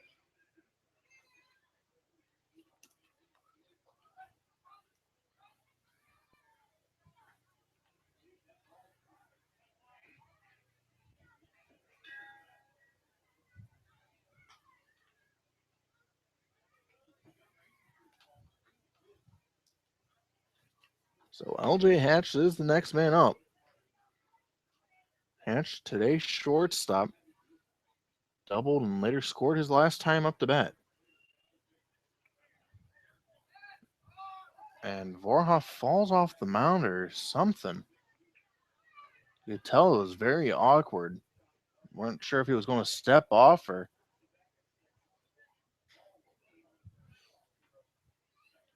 Couldn't tell what he was going to do, so that was a balk.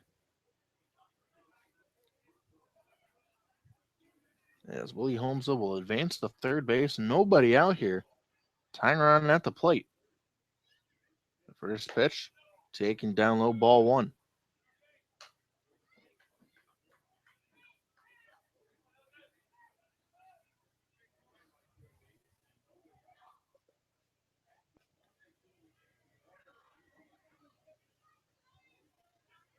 It's starting to rain a little bit here.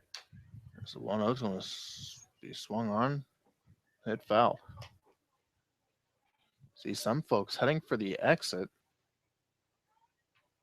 As it is coming down actually a lot harder than I thought it was.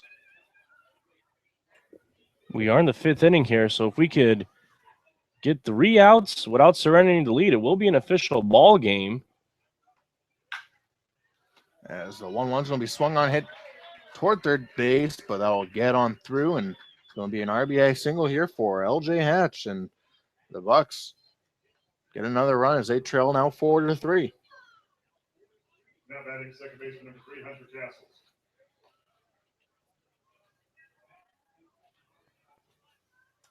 So that brings up Hunter Castles, who is batting in the 2 hole here today.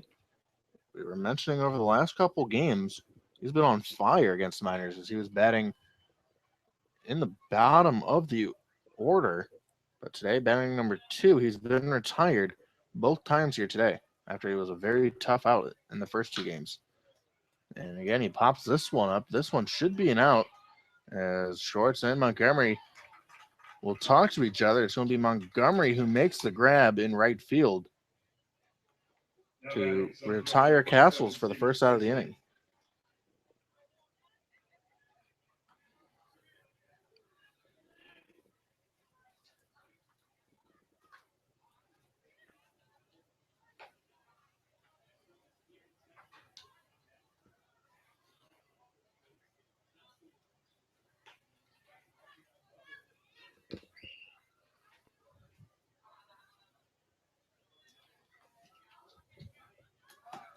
So Steven Sensley is the batter. 1 for 2 today. Grounded out to second his first time up and then doubled his last time up. The first pitch then taken for a strike. Sensley hitting .299 on the year. 5 home runs, 24 RBIs. A pickoff attempt over at first. Diving back safely is LJ Hatch.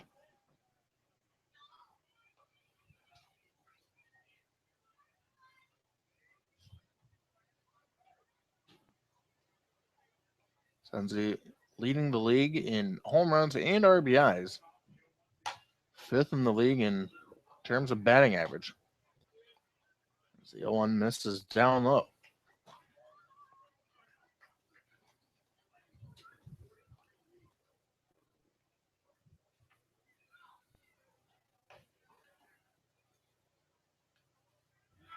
And pickoff attempt over at first again. Hatch diving back safely.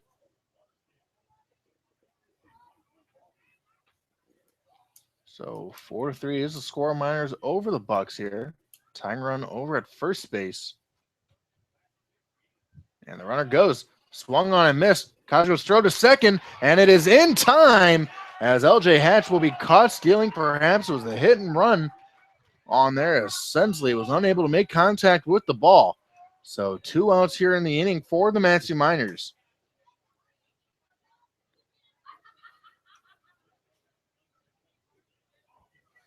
So caught stealing officially for LJ Hatch, and Sensley down in the count 1-2. Here comes the pitch from Borhoff as it's a fastball up and away. Evens up the count.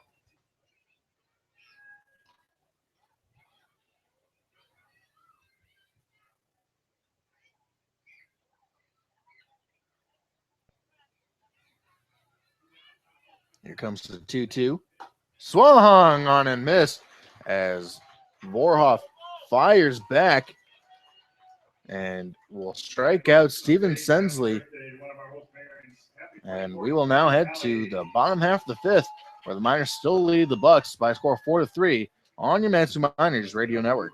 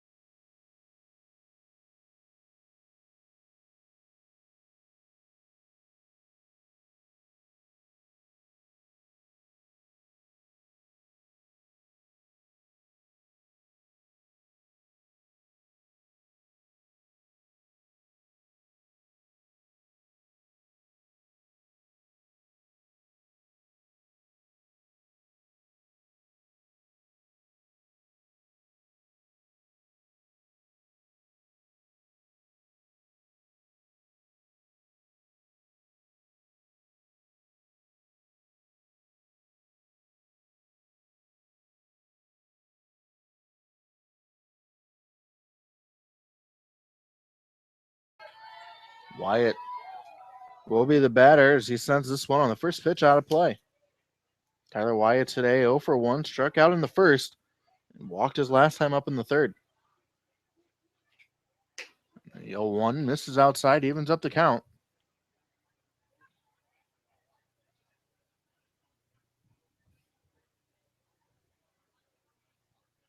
Here comes the 1-1. This one's going to be swung on, hit behind us here in the press box. But the Miners leading 4-3 over the Anchorage Bucs here in Palmer, Alaska. Got the last stretch of games before the postseason begins on August 4th. And the 1-1 misses outside, 2-1.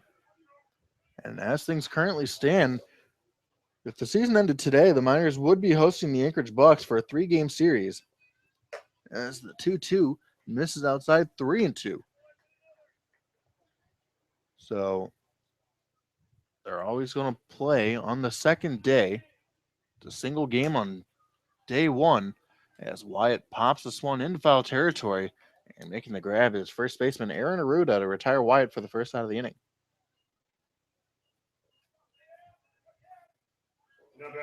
So if the season did end today, the Bucs would be coming here to face the Miners in a best-of-3 series.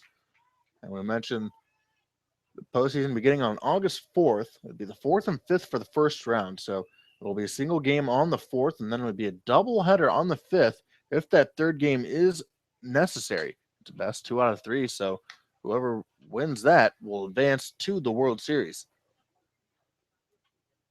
Miners with a couple second-place finishes over the last few years.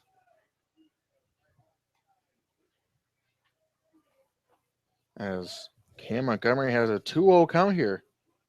Montgomery out of the University of South Florida. Windermere, Florida is where he calls home. Again, this one misses inside 3-0. Zach Reed back on the mound after he had one pitch, 1 out, back in the 4th. The 3-0. This time called a strike.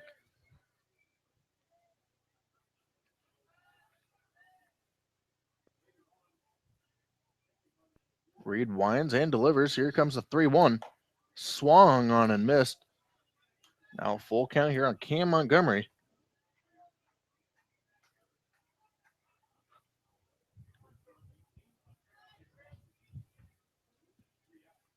Here comes the payoff pitch. This one misses inside.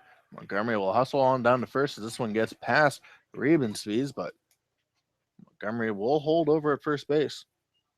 The second walk of the day for Cam Montgomery, as Andy Cosgrove will be the batter. Andy Cosgrove.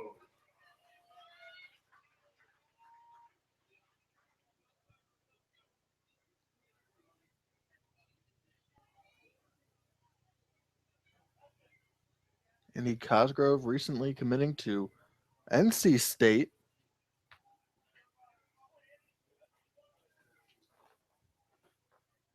But he plays ball at Santa Barbara Community College, and at least he did last season.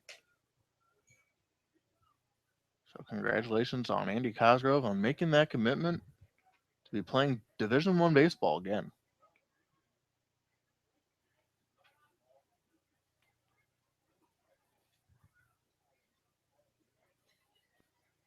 Here comes the 0-1 from Reed. This one misses inside, almost hit him.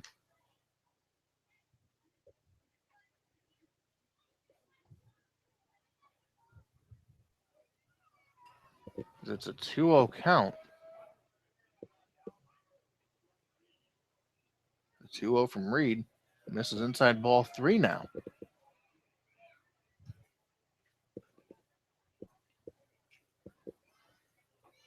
Angelo Armenta awaits on deck. He will be next.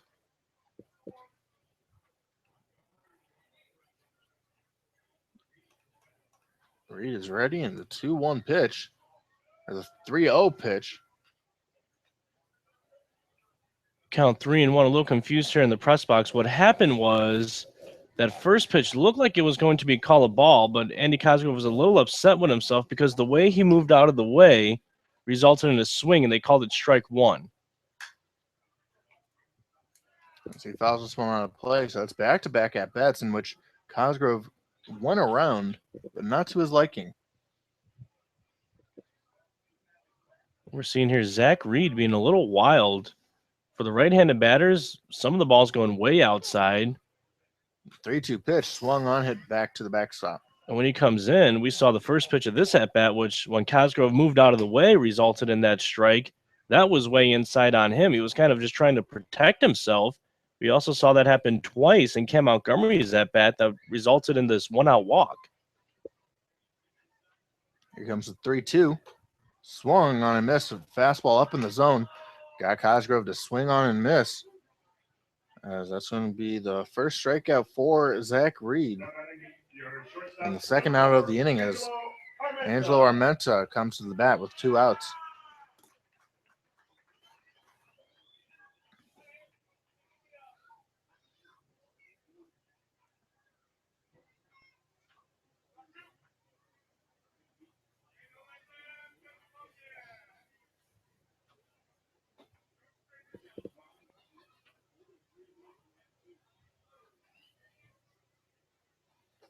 Zach Reed on the first pitch popped up. This one will reach the seats, however. As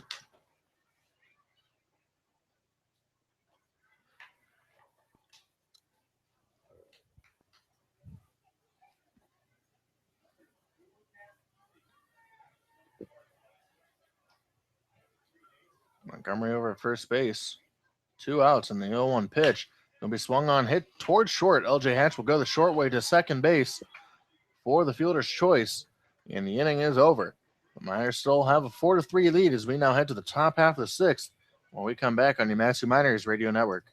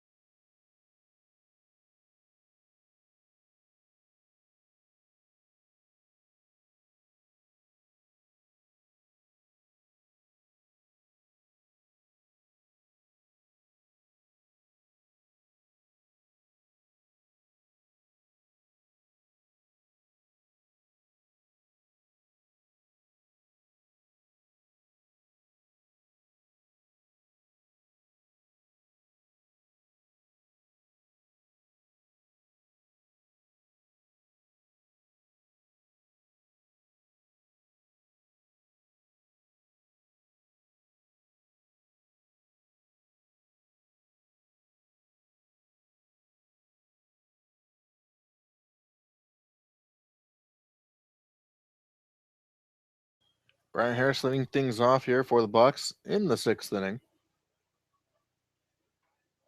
Warhoff back out for his 3rd inning of work.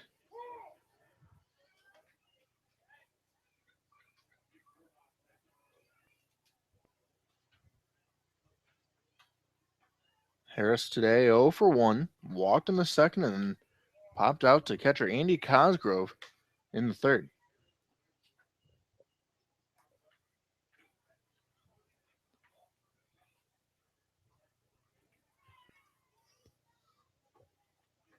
Here comes the 1-1, and that one's going to be swung on, hit deep and foul. Gave that one a ride, but fortunately he was way out in front of that. Activity in the Miners bullpen, that is Jordan Frederick, who had just recently, about a week ago, committed to K-State. Same college as Jake Scudder. He's warming up in the pen now for the Miners. The 1-2 misses outside, evens up the count.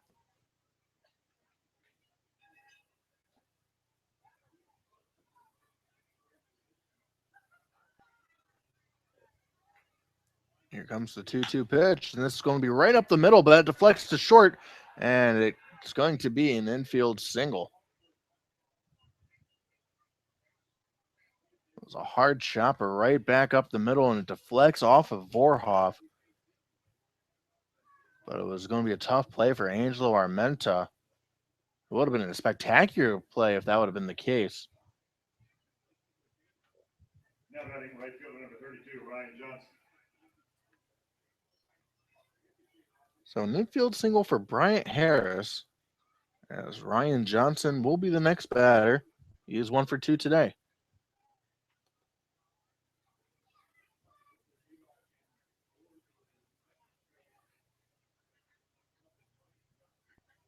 On the season, he's hitting .209, no home runs, 4 RBIs. Nobody out, and the pickoff attempt over at first, and getting back safely is Harris.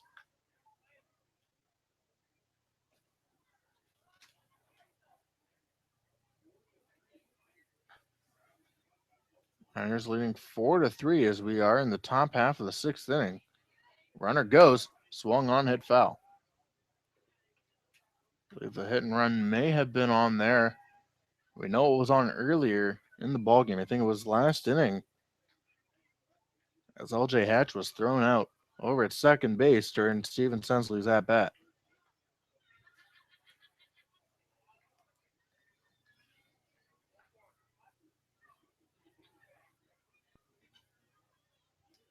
And a payoff attempt over at first again. Diving back safely is Harris.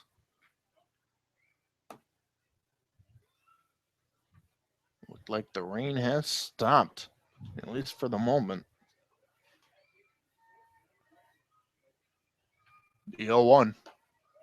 Misses low and away. Evens up the count.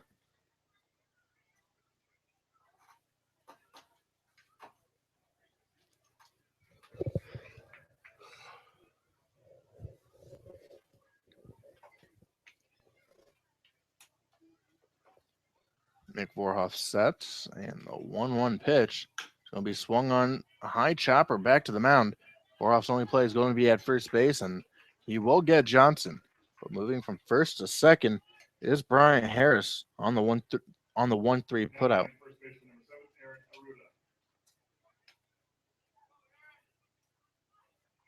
So that's the first out of the inning. Aaron Aruda, who had the solo shot off Cody Deason his last at bat, is up at the plate. If he hits a home run here, the Bucs would take a lead. But let's certainly hope that's not the case.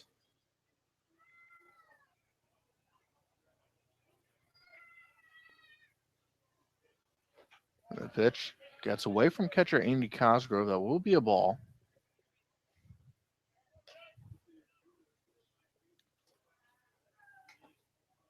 Aaron Aruda today 1 for 1.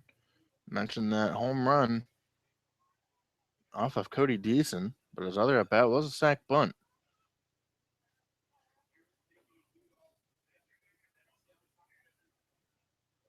Harris over at second base.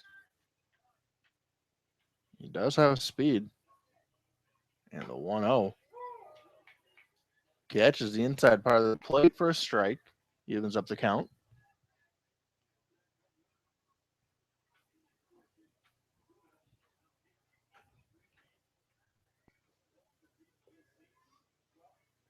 Jordan Frederick still warming up in the Miners bullpen. And the 1-1 pitch going to miss down low.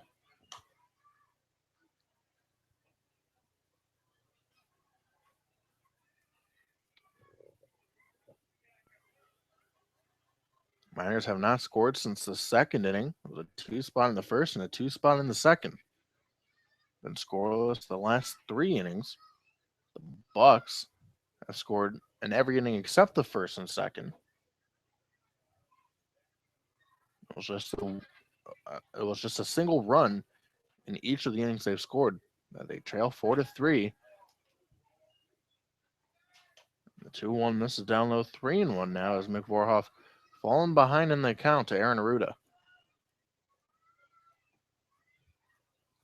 Michael Horde awaits on deck. Horde hit the grand slam in yesterday's game. And 3-1 misses outside ball 4. So runners on first and second base here for the Bucs. 1 out. Tying run over at second base. Go ahead run now over at first.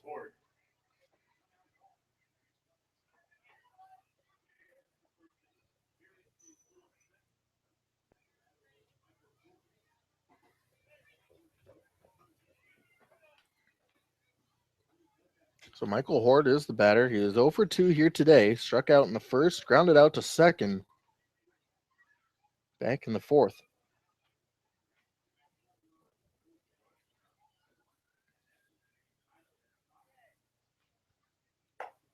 And the first pitch to him is going to be taken down low, ball 1.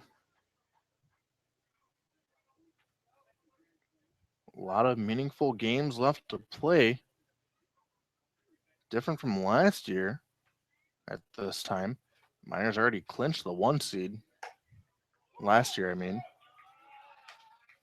But now they're still looking to get that 1 seed and secure home field advantage throughout the playoffs.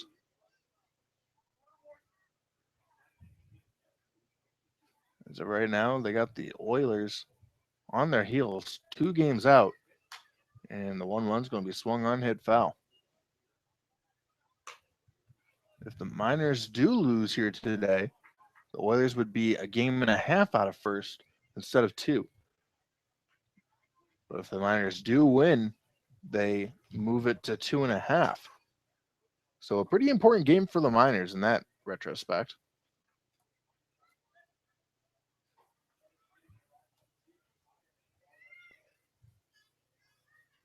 Runners on first and second. And a 1-2 count. Here comes the pitch. That one's going to be swung on, hit foul.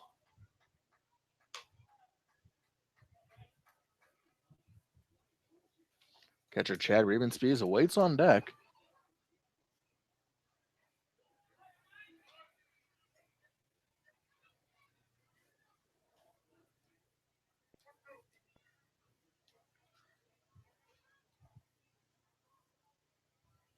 Here comes the 1-2 pitch, and that one's going to be missed outside 2-2. 2 weeks from today, well, the season will be over, as most everybody will be home. I will be on the plane back home 2 weeks from today. Still some meaningful baseball left to play, so before we go home, the Miners are on a mission looking to grab that ABL championship, it would be their first since 2010. Been 3 straight seasons of second place. And the 2-2 is going to be swung on, hit into the right center field gap. That one's going to be trouble. That one's going to get down, and everybody's going to have to hold at 1 base apiece. Brian Harris with a little bit of a late read on that. Thought that ball had the potential or the possibility of being caught. So bases loaded here. 1 out. Chad Riebenspees up to the plate.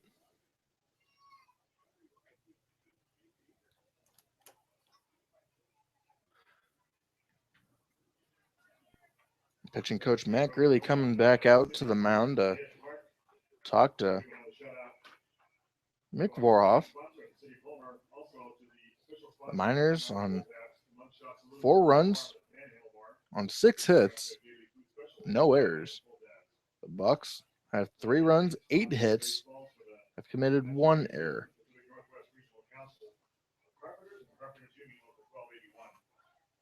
If your car needs a new taillight or just any sort of nut, bolt, or screw, be sure to visit the Valley's locally owned and operated Napa Auto Parts. They're in Big Lake, Palmer, and Wasilla. Visit www.napaalaska.com.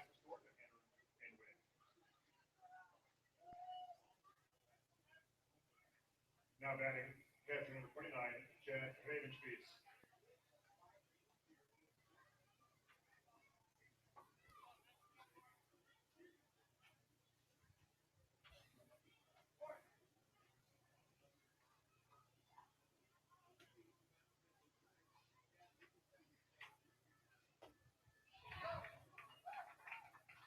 first pitch from Vorhoff is going to be swung on and missed. Reuben Spees is the batter. Season hitting 194, but today he is 0 for 2. Struck out looking in the second.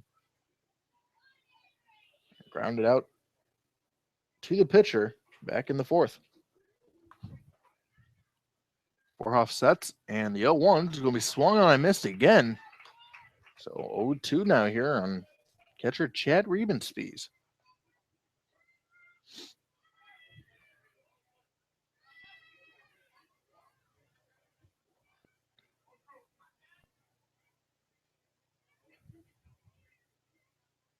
So here comes the 0-2 from Vorhoff. Fastball just off the plate a little bit. 1-2 count.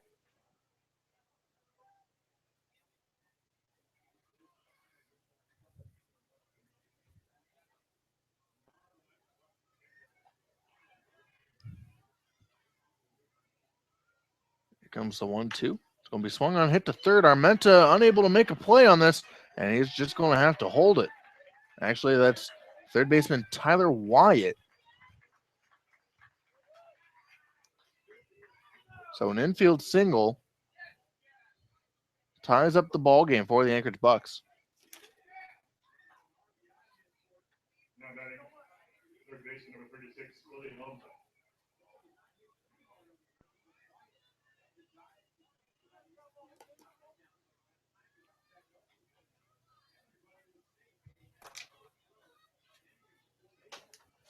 So bases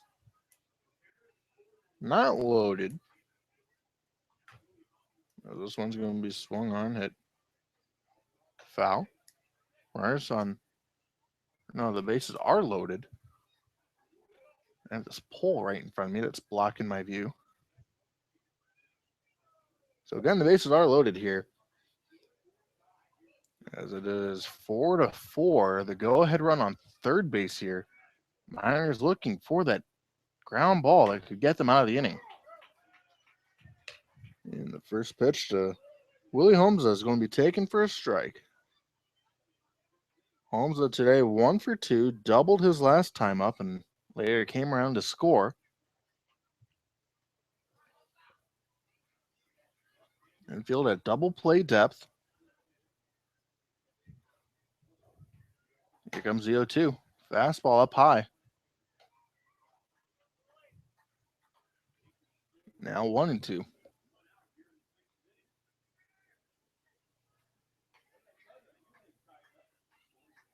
It is a tie ball game, 4-4.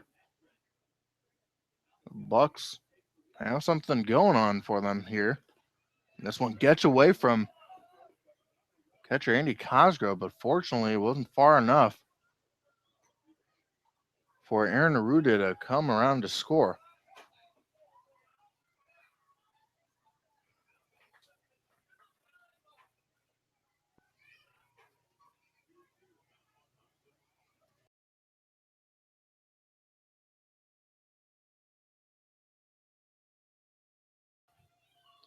Here comes the 2-2 pitch from Vorhoff. It's going to be swung on, hit to first.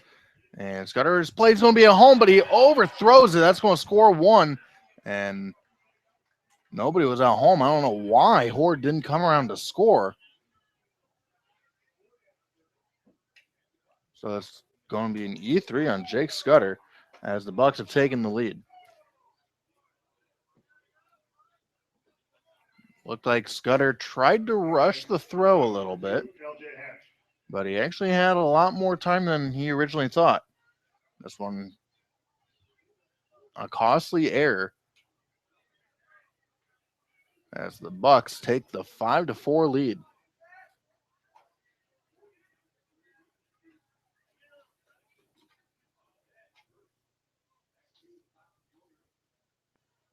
So base is still loaded. One out. That probably could have gotten the Miners out of the inning. Would have been one out for sure. But a costly error gives the Bucs a 5-4 lead.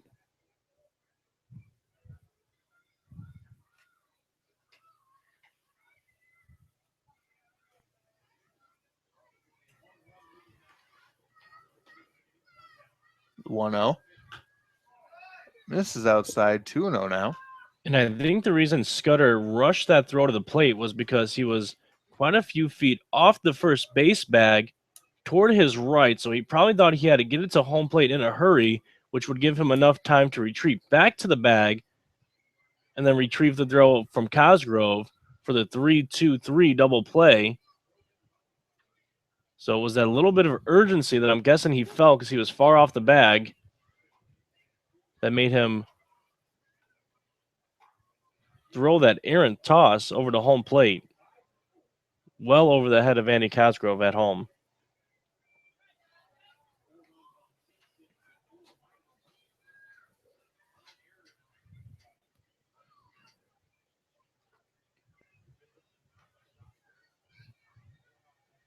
Here comes the 2-0. Misses down low ball 3.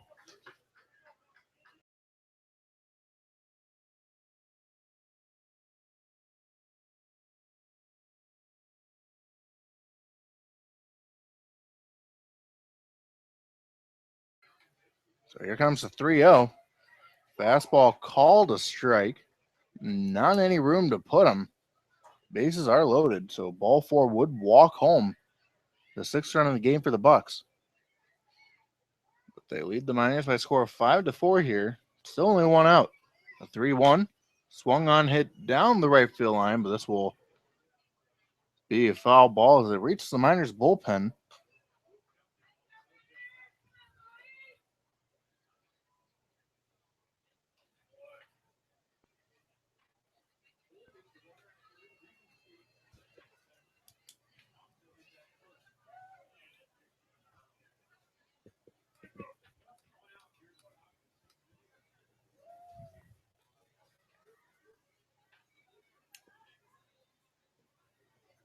LJ Hatch is the batter here with the full count. The 3-2 pitch. Swung on, hit fouled. Hatch today 2 for 3. An RBI single in his last at bat. And then a double in the 3rd.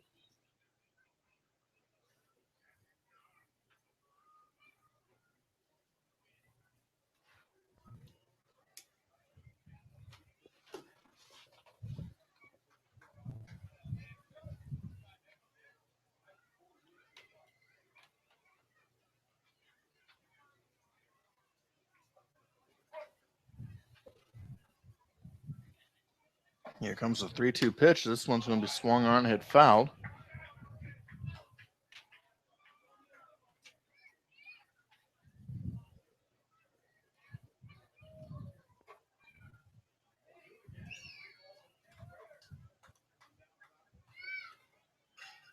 A very long inning here for the Miners defense.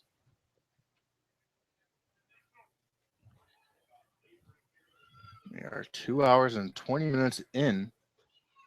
We're not even out of the top of the 6th yet. This one's going to be a dribbler home. Cosgrove will touch home plate and will throw it out to first.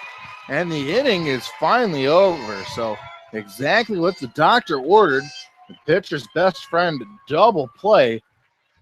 But the Anchorage Bucs, a 2 spot here in the 6th inning. They now lead by a score of 5-4 when we come back on the Maxi Miners Radio Network.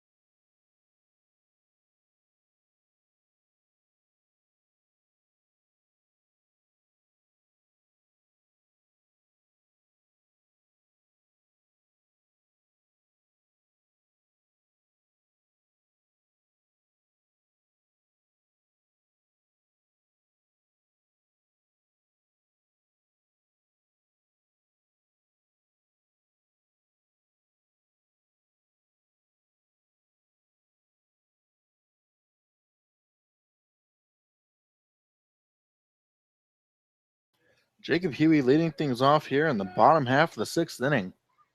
The Miners have to go to work here. The first pitch to him misses inside, ball 1. The Miners began the top of the 6th with the 4-3 lead. The Bucs with a 2 spot. They've taken the lead now. Miners need to get the bats going as he looks at another strike.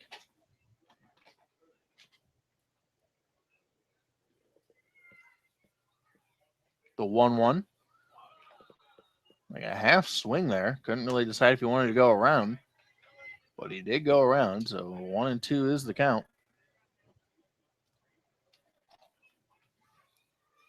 Here comes the 1-2 from Reed. It's going to be swung on and missed as Jacob Huey goes down on strikes back-to-back times. As Levi Jordan will be the next man up to the plate. 3 to 4 minutes and he'll be off the grill. Now batting for your Miners, your second baseman number 1, Levi Jordan.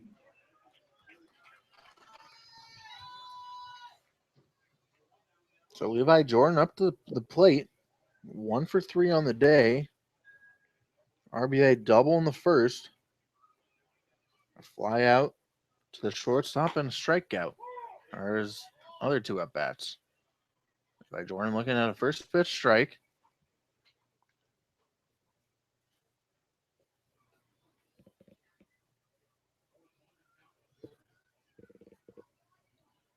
Here comes the 0-1 from Reed.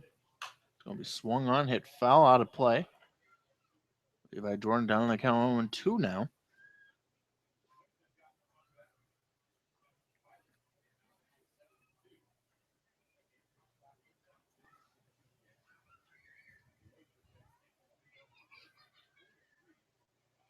So this is a slow-paced kind of game. Last night's game actually was quicker than this one, as the 0-2 misses outside. Yeah, yesterday's game was quicker, and a total of 25 runs was scored, 20 of which were scored by the Miners. The 1-2 misses down low.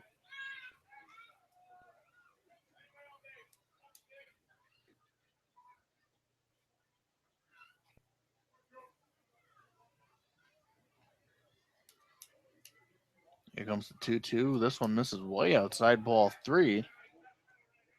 Levi Jordan working the count into his favor now. Well, not much of a favor, but he's got to protect here on anything close, as it is a full count. The Bucs have activity moving in their bullpen, and the payoff pitch is going to be swung on, hit into left field. But Brian Harris settles under it for the out. And that's the second out of the inning. Now batting your center field number 18, Garrison Schwartz.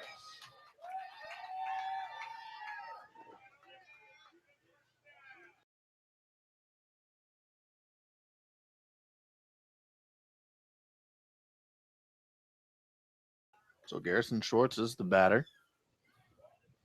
First pitch to the General taken outside for a strike.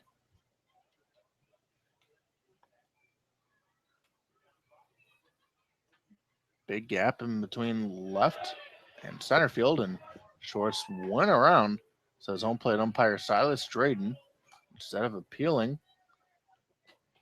Drayden opts to say that he did go around. But it wasn't to Schwartz's liking. But here comes the 0-2 pitch from Reed, and it's going to be swung on and missed. Garrison Schwartz goes down here to end the 6th inning. So a couple strikeouts for Zach Reed, as we now head to the top of the 7th when we come back on your Matthew Miners Radio Network.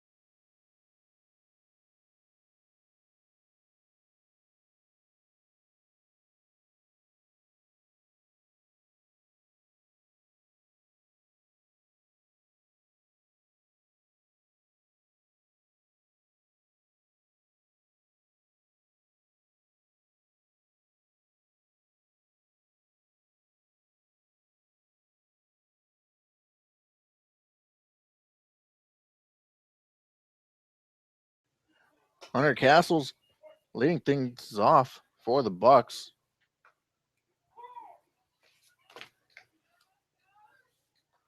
As he takes the first pitch for a strike. Jordan Frederick is the new pitcher summoned from the Miners bullpen this season. He is 0-1 with a 2.45 ERA. This will be his 6th appearance. He did make 2 starts, however. Wind up and the pitch. And this is outside a 2-1 count. Jordan Frederick did make a couple starts here on the season. One of them was a doubleheader in Kenai. That was his first start. The other one coming against the Bucs on July 15th.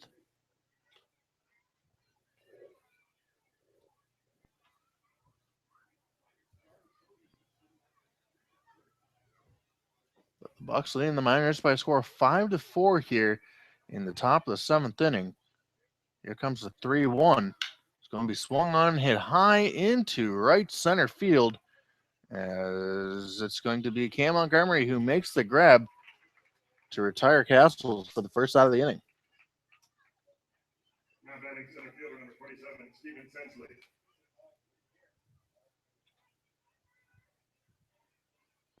So Steven Sensley will be the next man up. Today is 1 for 3 with a double.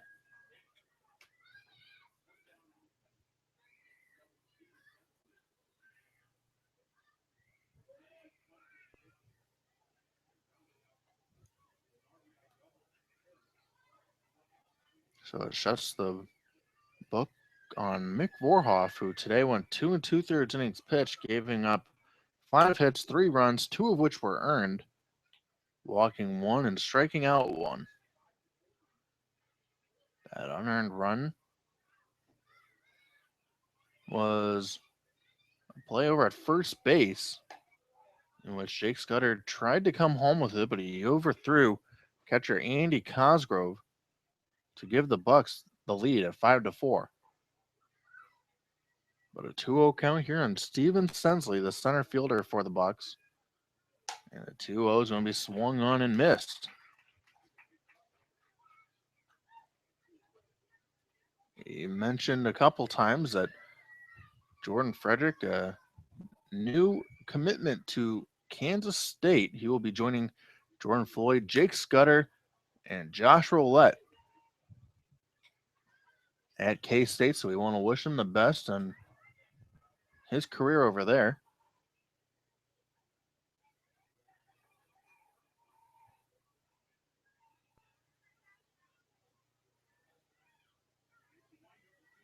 The 2-2 going to be popped up, but it's not going to be up long enough for catcher Andy Cosgrove to make a play.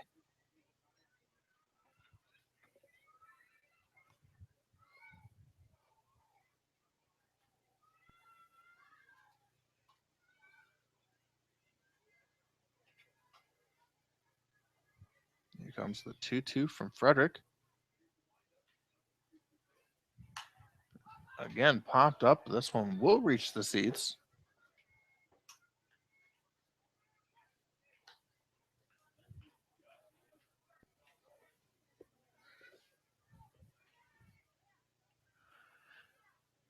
I mentioned AJ Lee coming into the ballgame as a defensive replacement for Tyler Wyatt at third base. Aside from that, everything stays the same. So 2 balls, 2 strikes. Frederick shaking off Cosgrove. As time will be called here.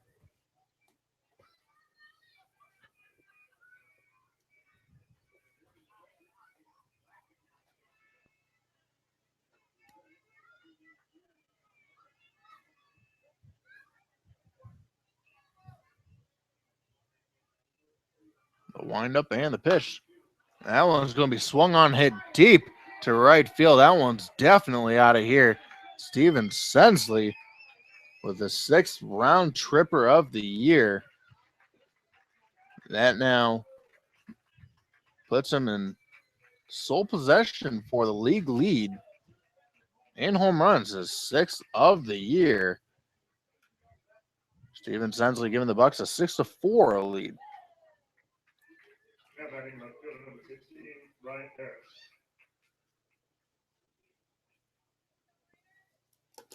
So a pair of home runs offered by Miners pitching staff here today. Cody Deason giving up the first one. Jordan Frederick giving up the next. Fortunately, they were solo shots. But the Miners are trailing 6-4. Bryant Harris, the next man up at the plate. Harris plays ball at the University of Tennessee. The 0-1. And this is down low.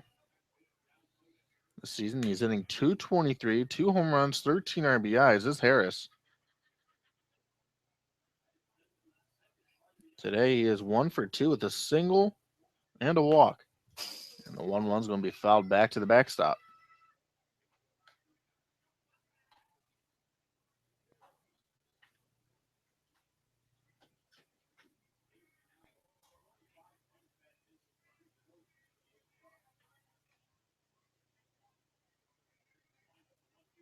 The 1-2 misses inside, 2-2 now on Harris. Ryan Johnson awaits on deck.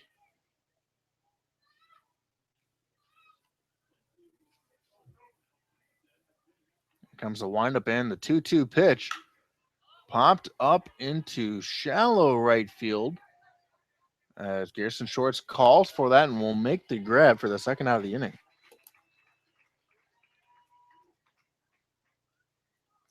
Now batting right fielder number 32, Ryan Johnson. So Ryan Johnson 1 for 3 here today. A single in his first at bat in the second. But a fly out and a ground out ever since. The Bucs now with 10 hits on the ball game.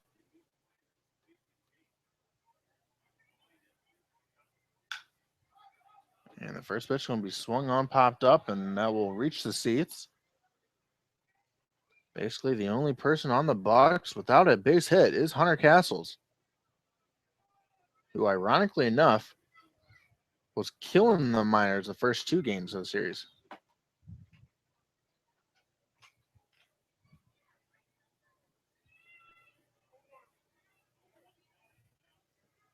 Here comes the 0-1. Called a strike. Strike 2 now. Ryan Johnson out of TCU.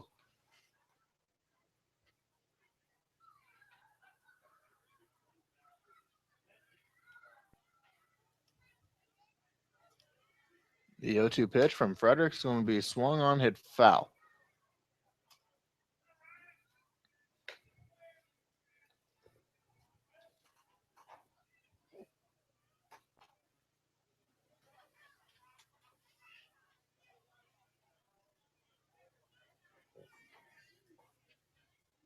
The windup and the 0-2 swung on and missed. Jordan Frederick able to get out of the inning, but not before a solo shot from Steven Sensley, his 6th of the year, gives the Bucs a 6-4 lead over the Massey Miners.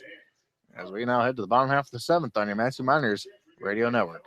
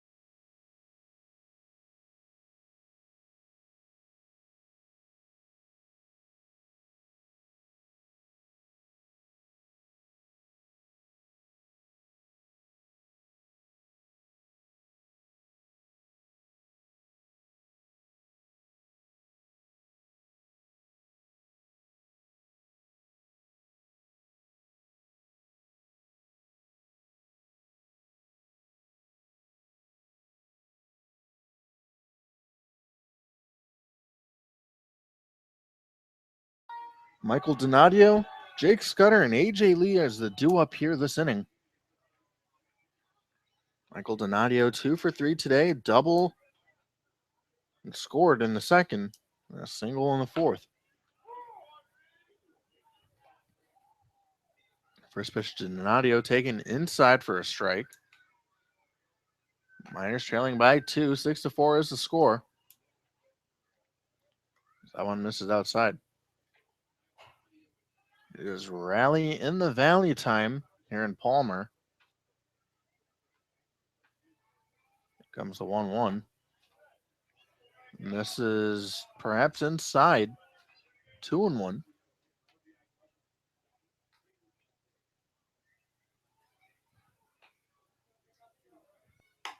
The 2-1 misses way outside. 3-1 now on Michael Donadio. Miners looking to get their leadoff man aboard. When they get their leadoff man aboard, they find runs to score. That's been the case here today. As Donadio with the high fly ball into deep center field. That one's going to short hop the wall. Donadio is on his horse. He will round second and head for third. He's going to slide into third, and it's going to hit off his head. They're going to send him home, and it's going to be a triple and an error on the throw as Michael Donadio comes home to score. It is now a 6-5 ball game. So exactly what the Miners wanted here.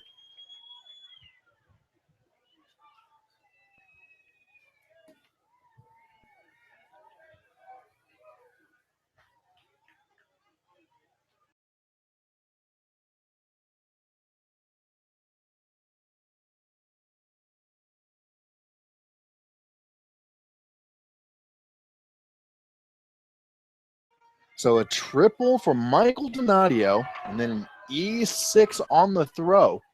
As it went off the helmet of Michael Donadio, and it deflected far enough for him to score. So it's now a 6-5 ball game. Miners answer back with one of their own. As Jake Scudder up to the plate. The 0-1. Taken down low, ball one now. So the count evened up. So the last time the Miners and Bucs will face each other in the regular season, as this one's going to be a high fly ball into center field. Steven Sensley will settle under that for the first out of the inning.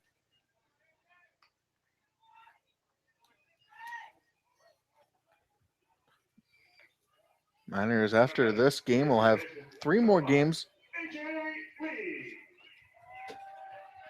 We'll have 3 more games against the Pilots, 3 more against the Oilers, 1 more against the Chinooks. As Anthony Hutting, the manager of the Bucs, comes out to the mound. And it looks like he's going to make a move. We'll let you know who's coming in and more about him when we come back on the Maxi Miners Radio Network.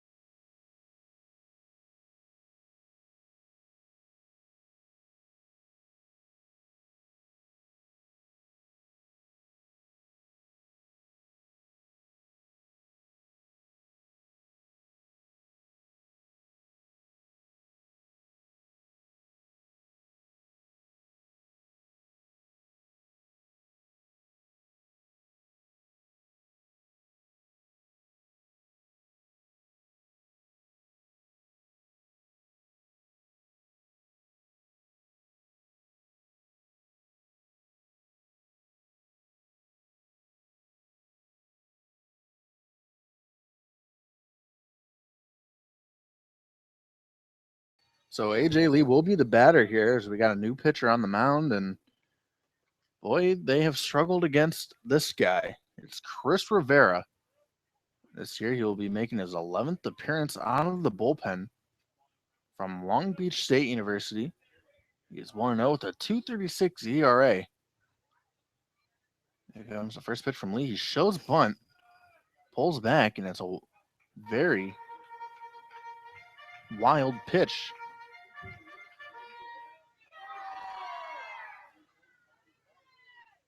We'd like to congratulate skipper Ben Taylor, as he is now the winningest coach in Miners history, as he has 107 wins. And this is his 4th season of work. So congratulations, Ben Taylor.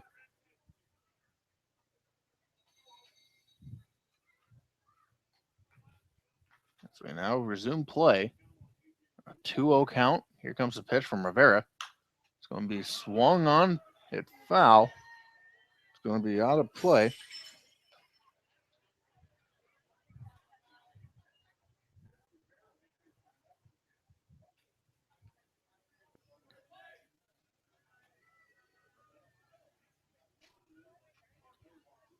Rivera's made 4 relief appearances out of the bullpen. As this one's going to be lined in the right center field gap. AJ Lee will round first. He will head for second, but then will put on the brakes. And a good decision as AJ Lee with his first single of the ball game.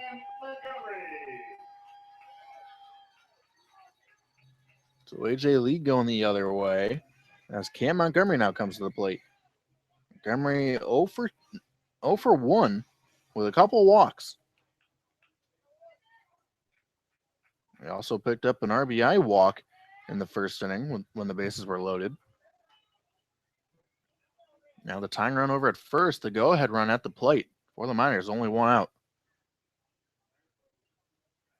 Vera sets and the delivery. Breaking ball down in the dirt. 1-0 to begin the count on Cam Montgomery.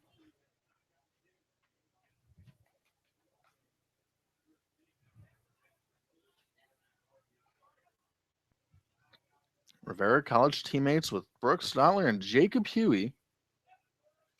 Stotler out of the lineup here today, but Jacob Huey is not. He is in the lineup.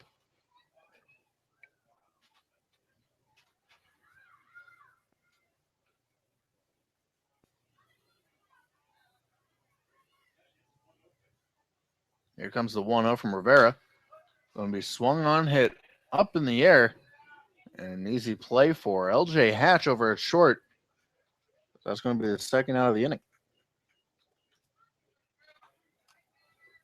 Now batting, your catcher, number 21, Andy Cosgrove. So Andy Cosgrove will be the batter now.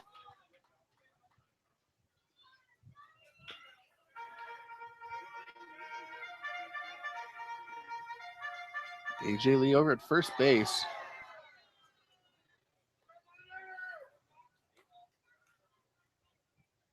AJ Lee with 3 stolen bases has been caught once. Wonder if they try to put on the steal sign here and get him in the scoring position. Rivera sets. And a pickoff attempt over at first. Lee getting back in safely.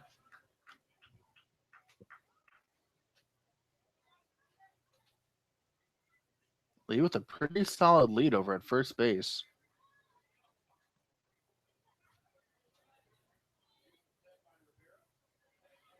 He stays put in the first pitch to Cosgrove, taken for a strike.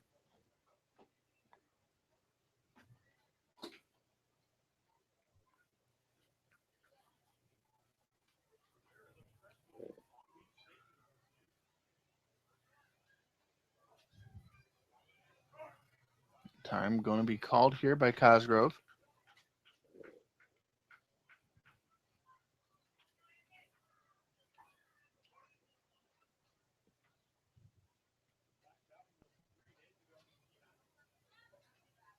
Rivera sets. And the 0-1 pitch.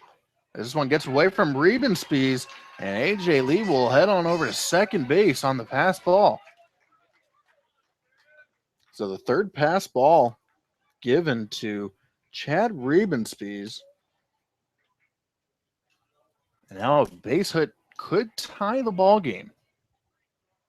As Riebenspies now goes out to the mound, as it was clear that Rivera was very frustrated with Riebenspies after he couldn't stop that one. But it has to be frustrating as a pitcher when you have a runner on base and your catcher not doing the necessary things to keep them on that base. Yeah, but there's one thing that Chris Rivera should keep in mind is that there are 2 outs in the inning, and you still have a 1-1 count on Cosgrove, and it doesn't matter where AJ Lee is on the base paths, as long as you can still get Cosgrove out at the plate. Regardless, he's still in that frustrated him, and let's hope it gets to him a little more, and perhaps he can give up a nice hanging cookie to Andy Cosgrove. So Rivera sets. Here comes the 1-1 pitch. Breaking ball outside. This time Riebenspies does stop that one. That was nearly a wild pitch right there on Rivera. But there are 2 outs here in the inning. Runner will move on contact.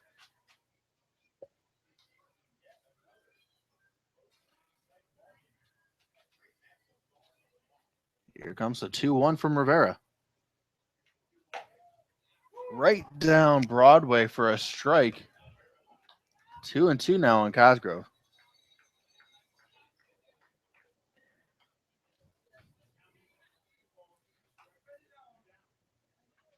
Chris Rivera is always one tough pitcher. At least he has been against the Miners. Has not given up an earned run yet this year. Here comes the 2-2. Misses inside ball 3. Rivera thought he might have had strike 3 as he walks around the mound in disgust. But a good at bat by Cosgrove. He works it to a full count here.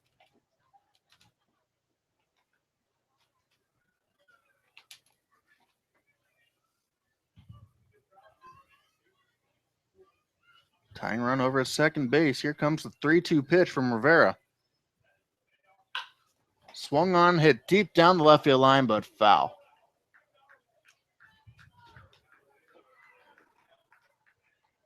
Cosgrove guessed on the right pitch. He was just a little bit out in front of that one.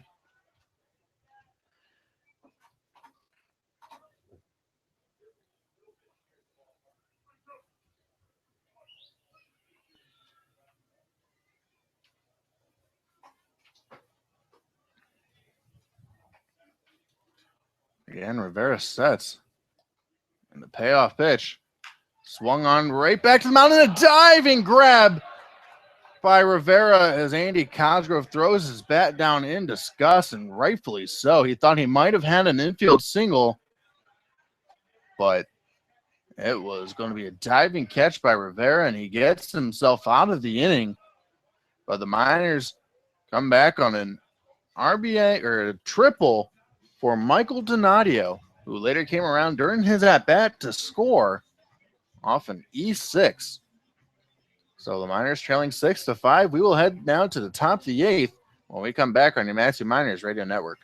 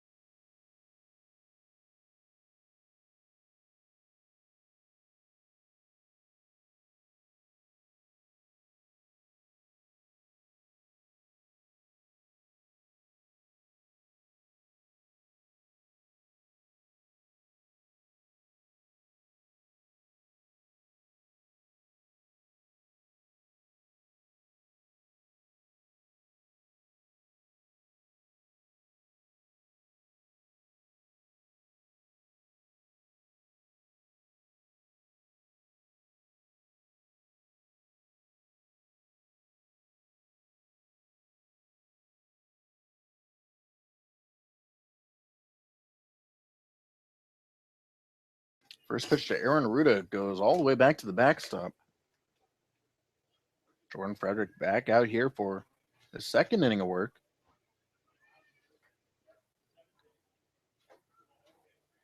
A 1-0 misses outside, 2-0 now. Frederick last inning, just one mistake pitch. And it's to the guy that you don't want to make a mistake to. It was Steven Sensley, the league leader in home runs. This one hit to short, and that's going to get through the infield for a base hit.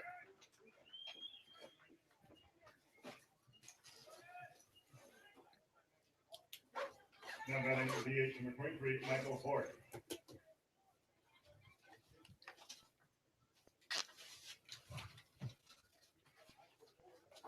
Michael Horde, the next batter. He's today's DH. Singled his last time up.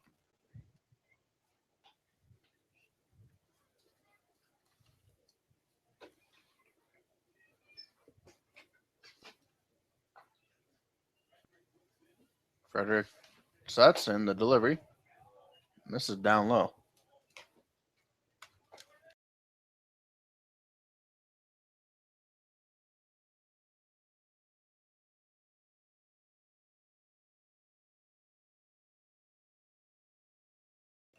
Frederick sets and a pickoff attempt over at first, but diving back in safely is Aaron Aruda.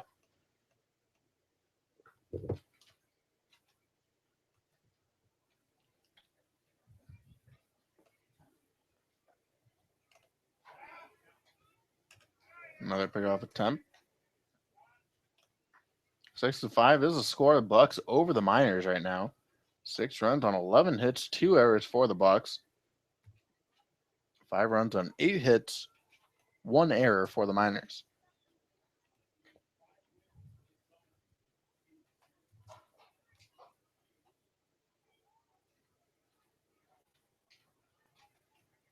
Here comes the pitch from Frederick. Swung on and missed.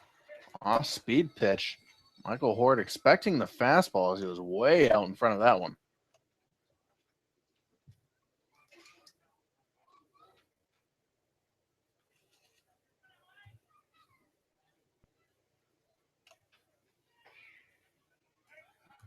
And another pickoff attempt over at first.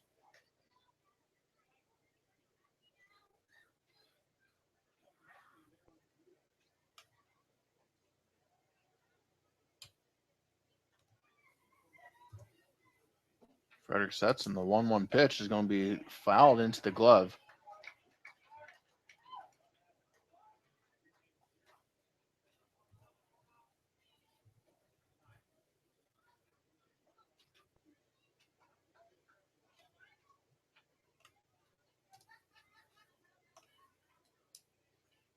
Runner on first, that being Aaron Aruda. Started off this inning with a single. Here comes the 1-2 from Jordan Frederick.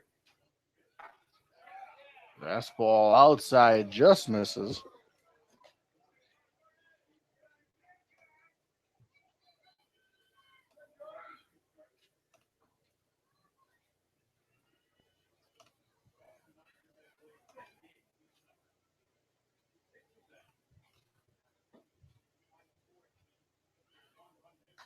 The 2-2.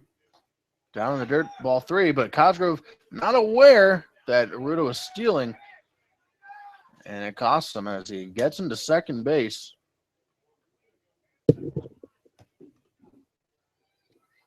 So now runner in second. Nobody out here in the top of the 8th inning. Miners looking to keep the Bucs off the scoreboard this inning as they try to claw their way back.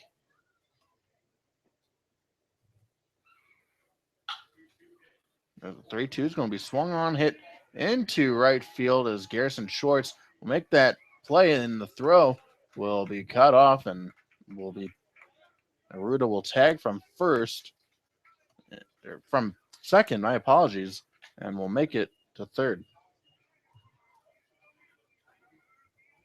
Yes, it is Garrison Schwartz out in right field. He will move on over to right field after Brooks Stoller taking over in center field. He technically coming into the game for Cam Montgomery. And it looks like skipper Ben Taylor coming on out. Looks like he's going to make a move, and he will. We'll let you know who's coming on and more about him when we come back on your Maxi Miners Radio Network.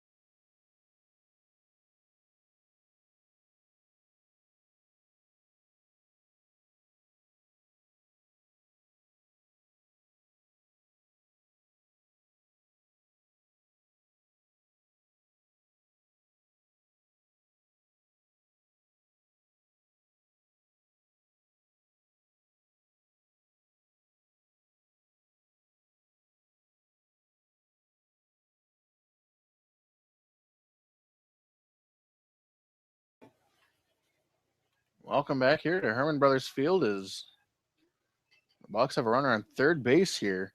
One out. New pitcher on the mound for the Matthew Miners. It's going to be Gage Berland out of Gonzaga University. First pitch from Berland will be swung on and missed. This Chad Rebenspies up to the plate.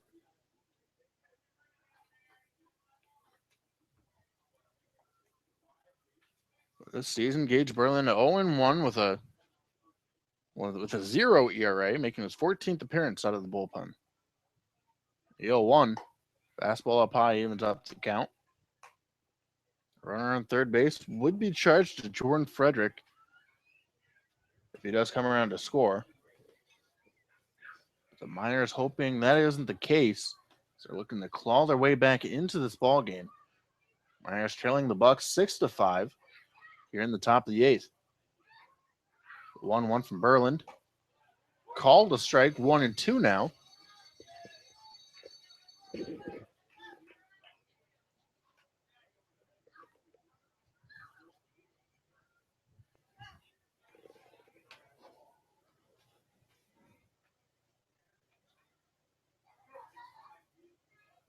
Aaron Aruda over at third base.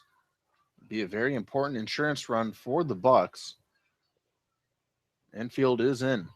The 1-2. Swung on and missed. Gage Berland coming into the ball game, getting a swing and a miss. A very important out. It's a strikeout nonetheless. Now it'll be up to Willie Holmza. Third baseman number 36, Willie Holmza.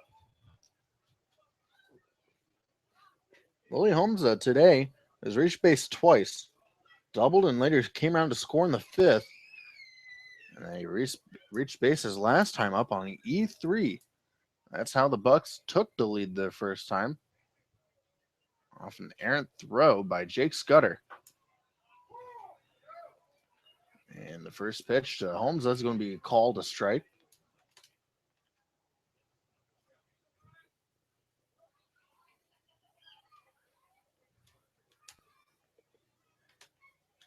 The 0-1 up high and away, evens up the count. Gage Berland appeared in game one of this series. This was the last time he came out on the mound. He did get the loss. Gave up one run. It was unearned. Gave up a hit, walked a guy. Here comes the 1-1. Swung on and missed. A 1-2 count here now on Willie Holmes.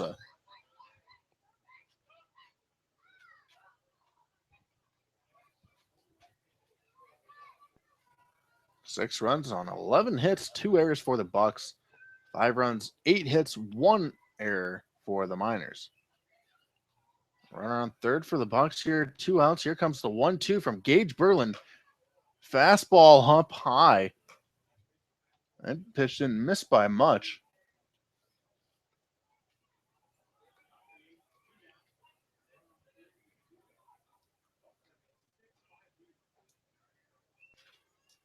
Miners looking to get out of the inning here. Keep it a 1-run game, and it is. Swung on and missed. A great job by Gage Berland coming out of the pen as he strikes out his only 2 batters that he faces.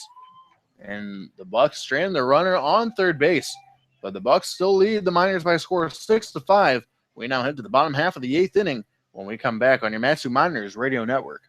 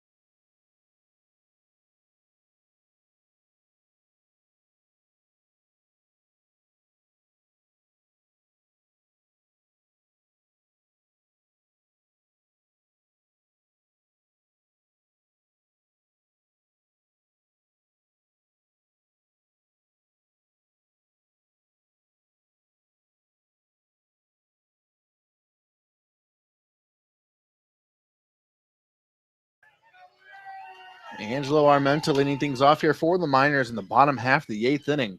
Miners trailing the Bucs 6-5 here at Herman Brothers Field. Chris Rivera still out on the mound for the Bucs. First pitch to Armenta, taken down low, ball 1.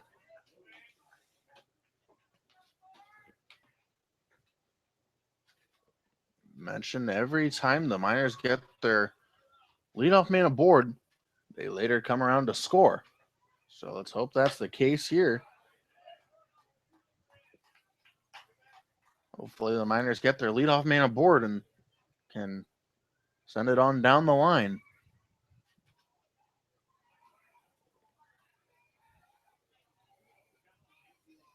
But a 2-0 count early on. Angelo Armenta, and the 2-0 is going to be swung on, popped up. It's going to be a tough play out in left field, and it's going to be the left fielder who will be showing off a little bit, as he didn't have to dive for that, but he definitely did. Now batting, the Left DH, fielder number being 17, Bryant Harris. Huey.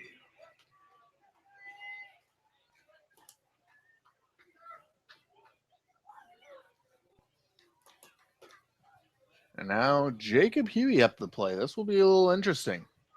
Long Beach State versus Long Beach State here.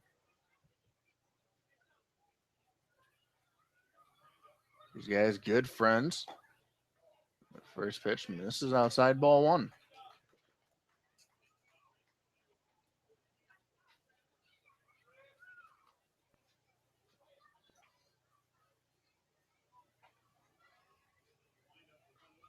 Wind up 1-0. Misses down low, 2-0 now. Levi Jordan will await on deck.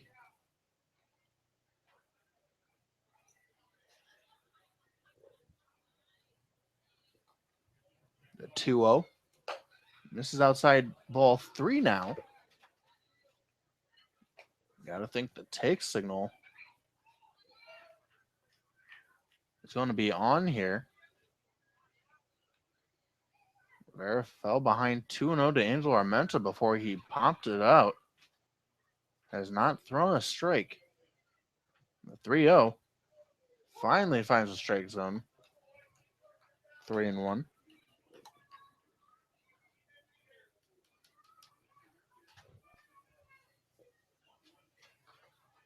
It's a one-run ball game, 6-5. Bucs leading the Miners here in the bottom half of the eighth inning. Here comes the 3-1 from Rivera, and that's going to miss outside, ball four. And the Miners with a very important run. That's the tying run on first base, as Rivera, disgusted with himself, really wanted to win that Long Beach State battle. But Jacob Huey will prevail.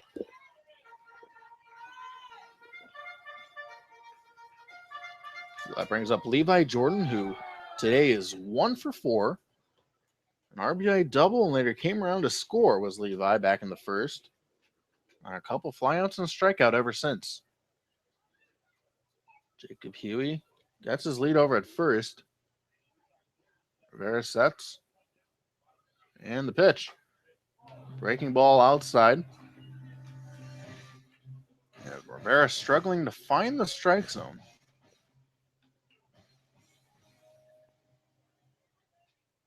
13 balls thrown by Rivera.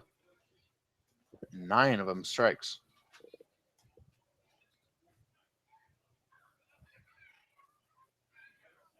1-0.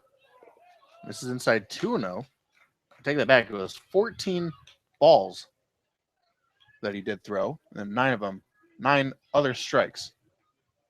So total of 23 pitches thrown by Rivera right now.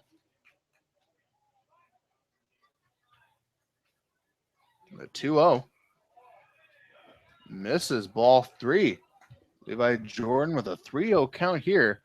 And now Rivera stepping off the mound, as LJ Hatch has to come toward him to perhaps calm him down. And I'm not sure if Rivera is upset with the strike zone or not, or if he's upset with himself. I'm not locating. But regardless, it's a 3-0 count on Levi Jordan. Here comes the 3-0. Fastball called to strike. Ninth inning man Jordan Floyd warming up in the bullpen for the Miners. Expect him to come on regardless of what the score is, whether the Miners still trail by 1, tie, or take the lead. Imagine you see Jordan Floyd come on for the ninth inning. Here comes the 3-1. Swung on, popped up, and out of play.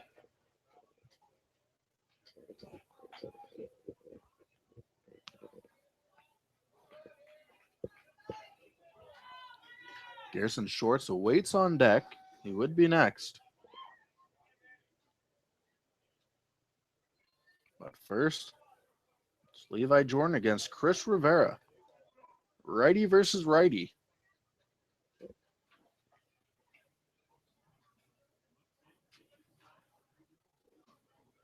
Here comes the payoff pitch. Check swing. He did go around. Perhaps it would have been ball 4, but he went around. So Levi Jordan goes down on strikes. Now batting right field, number 18. Garrison. And a very important out for the Bucs. It's now 2 outs here. Garrison Shorts now is the batter.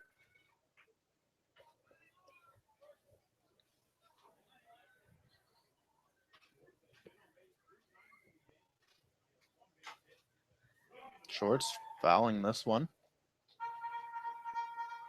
Garrison today is 1 for 4. Or take that, he's 1 for 3. With an RBI single in the second. A walk in the 4th, but struck out his last time up.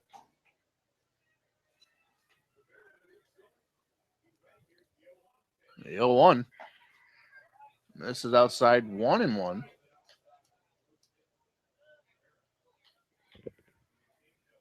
And this game's getting very interesting. The tying run over at first base. I think Jacob Huey over there. Here comes the 1-1.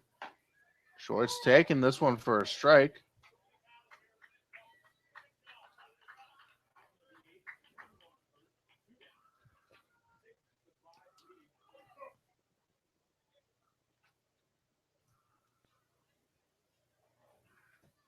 Bucs leading the Miners 6-5 here. Here comes the 1-2 pitch. Swung on line right to third. And Willie Holmesum makes the grab, and the Miners unable to do anything here in the bottom half of the 8th inning. We will go to the 9th inning, where the Bucs still lead the Miners by a score of 6-5. We'll be right back on your Matthew Miners Radio Network.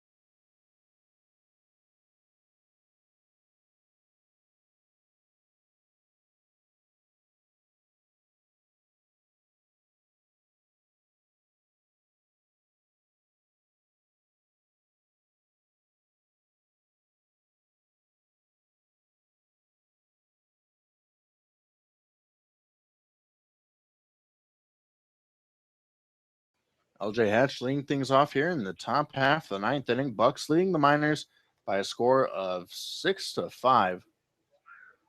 Gage Berlin back out for a second inning of work. He came on in relief last inning for Jordan Frederick. And on the first pitch, this is going to be popped up. LJ Hatch popping out to the third baseman, A.J. Lee, here to begin the top of the 9th. Now batting second baseman, number 3, Hunter Castles. Hunter Castles will be the next batter. Mentioned Gage Berlin. A great job coming on in the 8th inning. Striking out the only 2 batters he faced. Stranding a runner over at third base. Keeping it a 1-run ball game. So the first pitch to Castles. Outside, ball one.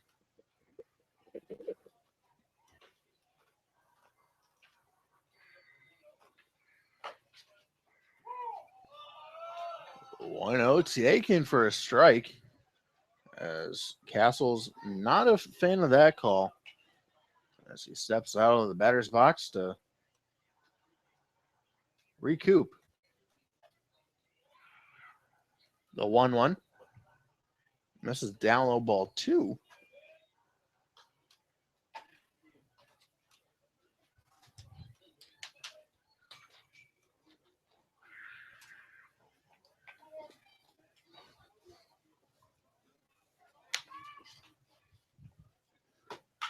This one's going to be hit to shortstop. Armenta will glove and throw, and the throw is off the line. And the runner's going to be safe at first. It's going to be an infield single for Hunter Castles. His first hit of the ball game, and now everybody on the Bucs have a base hit. Now batting center fielder number 27, Steven Sensley. In a final from Lee Jordan Field, the Pilots over the Chinooks by a score of 8-2. So correct me if I'm wrong, Jordan. You gave the stat earlier. I believe that is 10 in a row now lost by the Chinook Shack.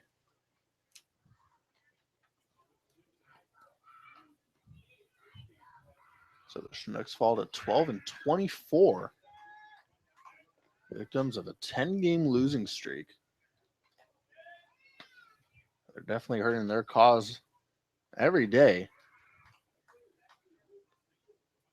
to make a playoff push. They're now 10 games out of first. The Pilots are now 21-19 on the year. 3 games out of first. It'd be as much as 2.5 if the Miners lose here today. But if the Miners win, they go back to 3.5 out.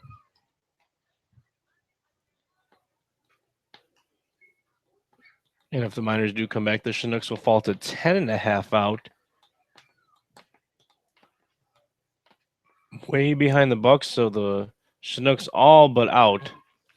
Looks like their season is going to be ending before playoff time. The 0-1's going to be swung on, hit out of play. This is Steven Sensley, who had that solo shot his last time up, and that's the difference maker. Or that's a difference maker.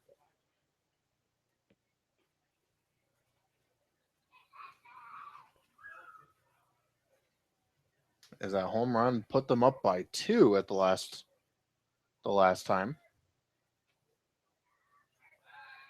Berlin checking on with the runner over at first, that being Hunter Castles, but he dives back in safely.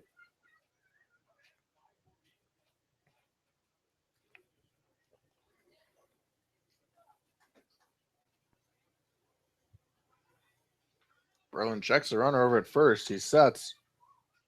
And the 0-2 pitch to Sensley is going to be swung on line to second base. Levi Jordan making that grab for the second out of the inning. Now batting left fielder number 16, Brian Harris.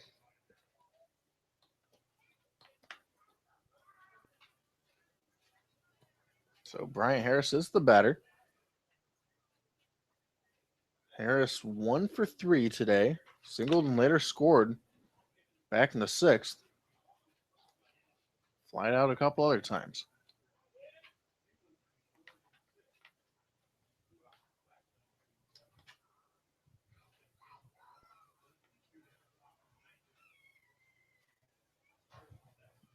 The Berlin pitch is going to be sent to second base. Levi Jordan will go the short way over to first. And the Bucs unable to do anything here in the top half of the 9th. Well, it's a 1-run game. The Miners need at least 1 to at least continue, 2 to win it.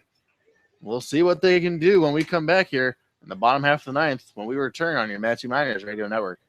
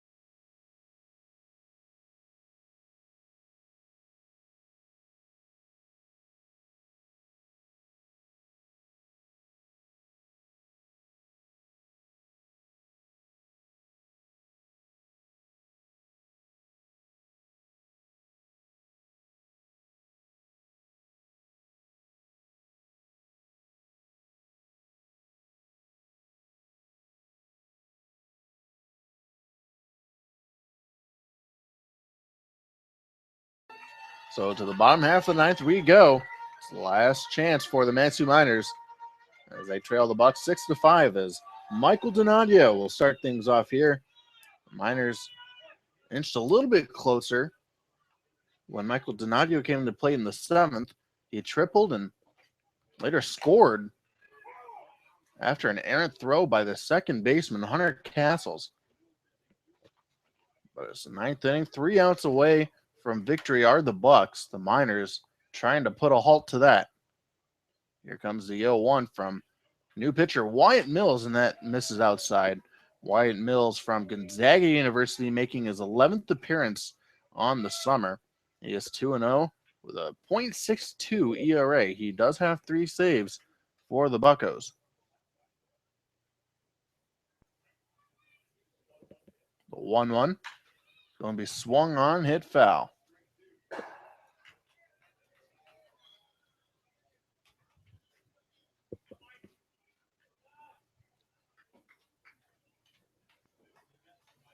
Miners only trailing by 1, and it seems like we mentioned every single game that whenever these two teams play, it's always a very interesting ball game. Here comes the 1-2 from Mills, swung on and missed. Michael Donadio going down on strikeouts here to begin the 9th inning. So unless the Miners could tie the game and send it to extra innings, Michael Donadio was going to fall a home run short of the cycle. He had a double in the 2nd, single in the 4th, and that triple his last time up in the 7th. So he falls just a dinger shy of hitting for the cycle tonight. Unless, of course, the Miners want to tie this ball game up and give us some extra free baseball. We would be open to that for sure. But Jake Scudder, now the batter here. And the first pitch then is going to be a breaking ball called a strike. Good location by Wyatt Mills.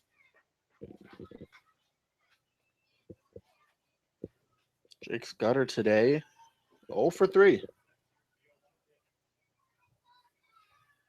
The 0-1 taken for a strike. 0-2 now.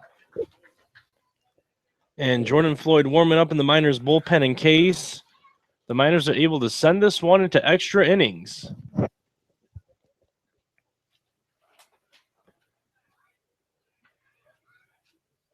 Here comes the 0-2 from Wyatt Mills. Breaking ball down in the dirt, gets away from Rebenspies. It's funny, if Scudder swings at that one, he probably takes first base. That one getting well away from Rebenspies. How heads up would that have been? Swing at strike 3 and run on over to first base. Well, you don't want to anticipate doing that. Absolutely not. Come on, Scudder. But we got a 1-2 count. Here comes the pitch from Mills. That one's going to be swung on, hit down the left field line, but this will reach the seats.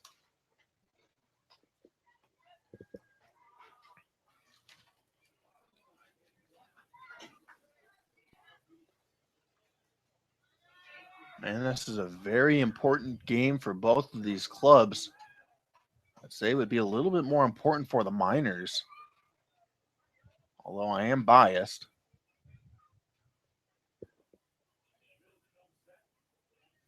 Here comes the 1-2. It's going to be swung on, hit to second base. Castles will glove and throw it over to first for the second out of the inning.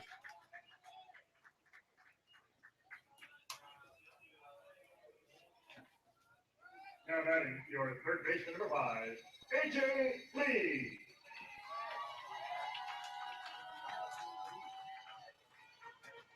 So it's going to be up to A.J. Lee now, who today is 1 for 1.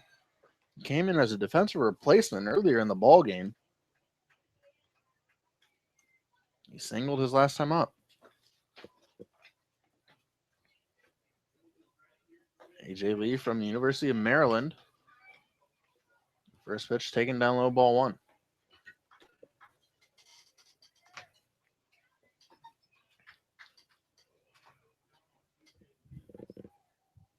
The 1-0. And this is outside 2-0 now.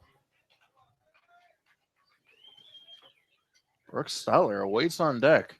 Shall A.J. Lee reach base? It's got a 2-0 count on him. Bucs leading 6-5 over the Miners. Here comes the 2-0 from Wyatt Mills. Swung on, hit to second. This should be the ball game. Castles gloves and throws on over to first. Ball game. Well, a very important ball game for both clubs. It's the Bucs taking the rubber match here, winning here today. The Miners falling to 22 and 15 on the year.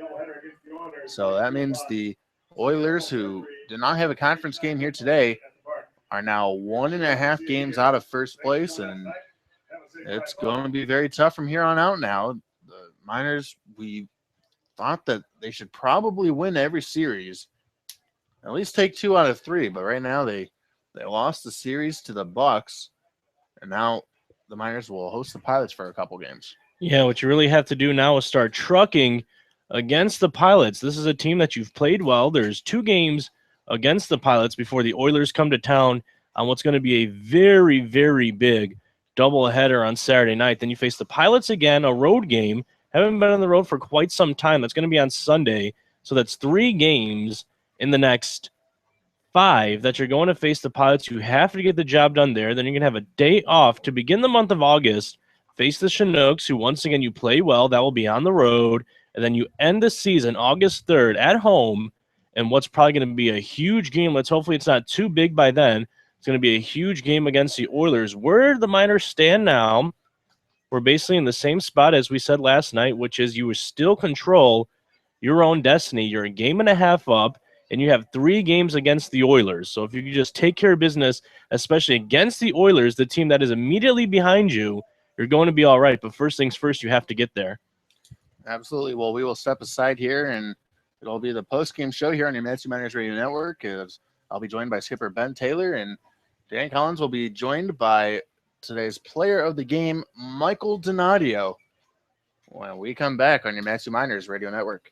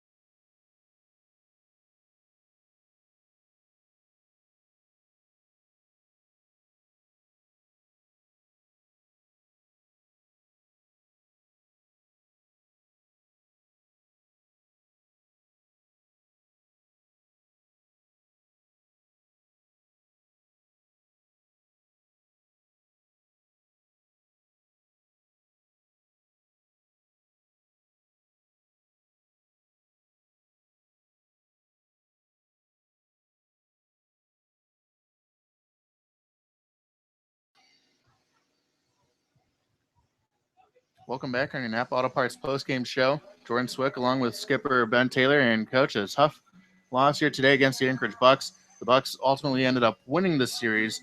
But first of all, just want to get your thoughts on the performance of Michael Donadio today, who finished a home run shy of the cycle. Yeah, I thought he might have had one on the ball. He hit to center field. Mhm. He hit the ball really well. And, Mike just plugs along, man. He does a good job for us. And, he just, what you're going to get every single day. He just really competes hard. So talk about the home games remaining. There's, I believe, 4 home games left, 2 coming up against the Pilots. It is, and then a doubleheader. I'm looking at the schedule. Yeah, it's 2 against the Pilots, 2 against the 5 Oilers. home So games 5 left. home games Yeah. left, 3 against the Oilers. Just talk about the upcoming series against the Pilots. How huge is that going to be, especially with you guys controlling your own destiny? Well, every game's the same. Whether it's game, 38 or game 7, they're all the same. They're worth the same, and they're all of the same importance, and we approach them all the same way. And you just keep plugging along day in and day out. It's baseball. You can't get hung up on. That's for you guys to worry about, like calling something a big game or whatever. What we do is we just look at the schedule and we deal with what we got in front of us. Sounds good. Well, the Miners fall here today by a score of 6-5 against the Anchorage Bucs. Hopefully, the team picks up a win tomorrow against for sure. the Pilots. So thank you so much for Thanks, your time, man. Skip. And we'll be right back. Dan Collins will be joined by Michael Donadio, who finished a home run shy of the cycle here today when we return on your Matthew Miners Radio Network.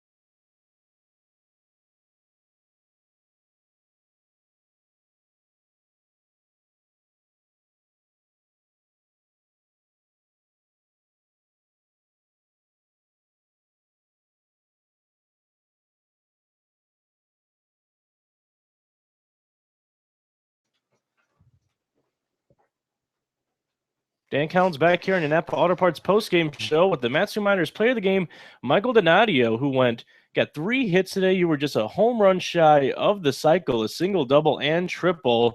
He's been Donnie baseball lately, ladies and gentlemen, not only tonight, but for a few games already, getting that batting average up to over 300. The RBIs are raking in. So what has been the secret to success for Michael Donadio at the plate? I've just been having a lot of fun. I've just been trying to stay aggressive in the count and just try to get on base and not do anything really big. And that's really been helping a lot. So one of the more exciting plays tonight was when you hit that triple over there in right center field, and you actually got clunked in the helmet. We were just talking about it off air. You said you were almost in a little bit of shock before he came home. Can you just run us through that play? Yeah, so I was running the bases and I slid into third, and the ball hit me in the back of the head, and I was a little dazed at first, but then the coach was yelling at me to go home, so I just saw him and I just ran home. Yeah, skipper Ben Taylor making sure he waves you around. And I don't know if the parents are still up here in Alaska, but they were here recently, correct? And what was that like just to play in front of them? They were out here seeing quite a few games at Herman Brothers Field, and the past few nights, what a success. I know they were here for the 20-5 victory, so they're having a lot of fun up here so far, the last frontier. Yeah, it was definitely great having them up here for a few days, but unfortunately they left today. But yeah, they're just my motivation, and I just love playing when they're watching me, and I just try to do my best when they're there. So we look now here to the calendar. There's still 4 home games left in this 3-game span. It's going to be a doubleheader on Saturday against the Oilers. And we look at the standing border over there, a game and a half above the Oilers. The Miners still in control of their own destiny. So what has to be in the message to the clubhouse to make sure that the Miners, who have already punched their ticket to a playoff spot, can still make sure they're the number 1 seed and host throughout the whole playoffs?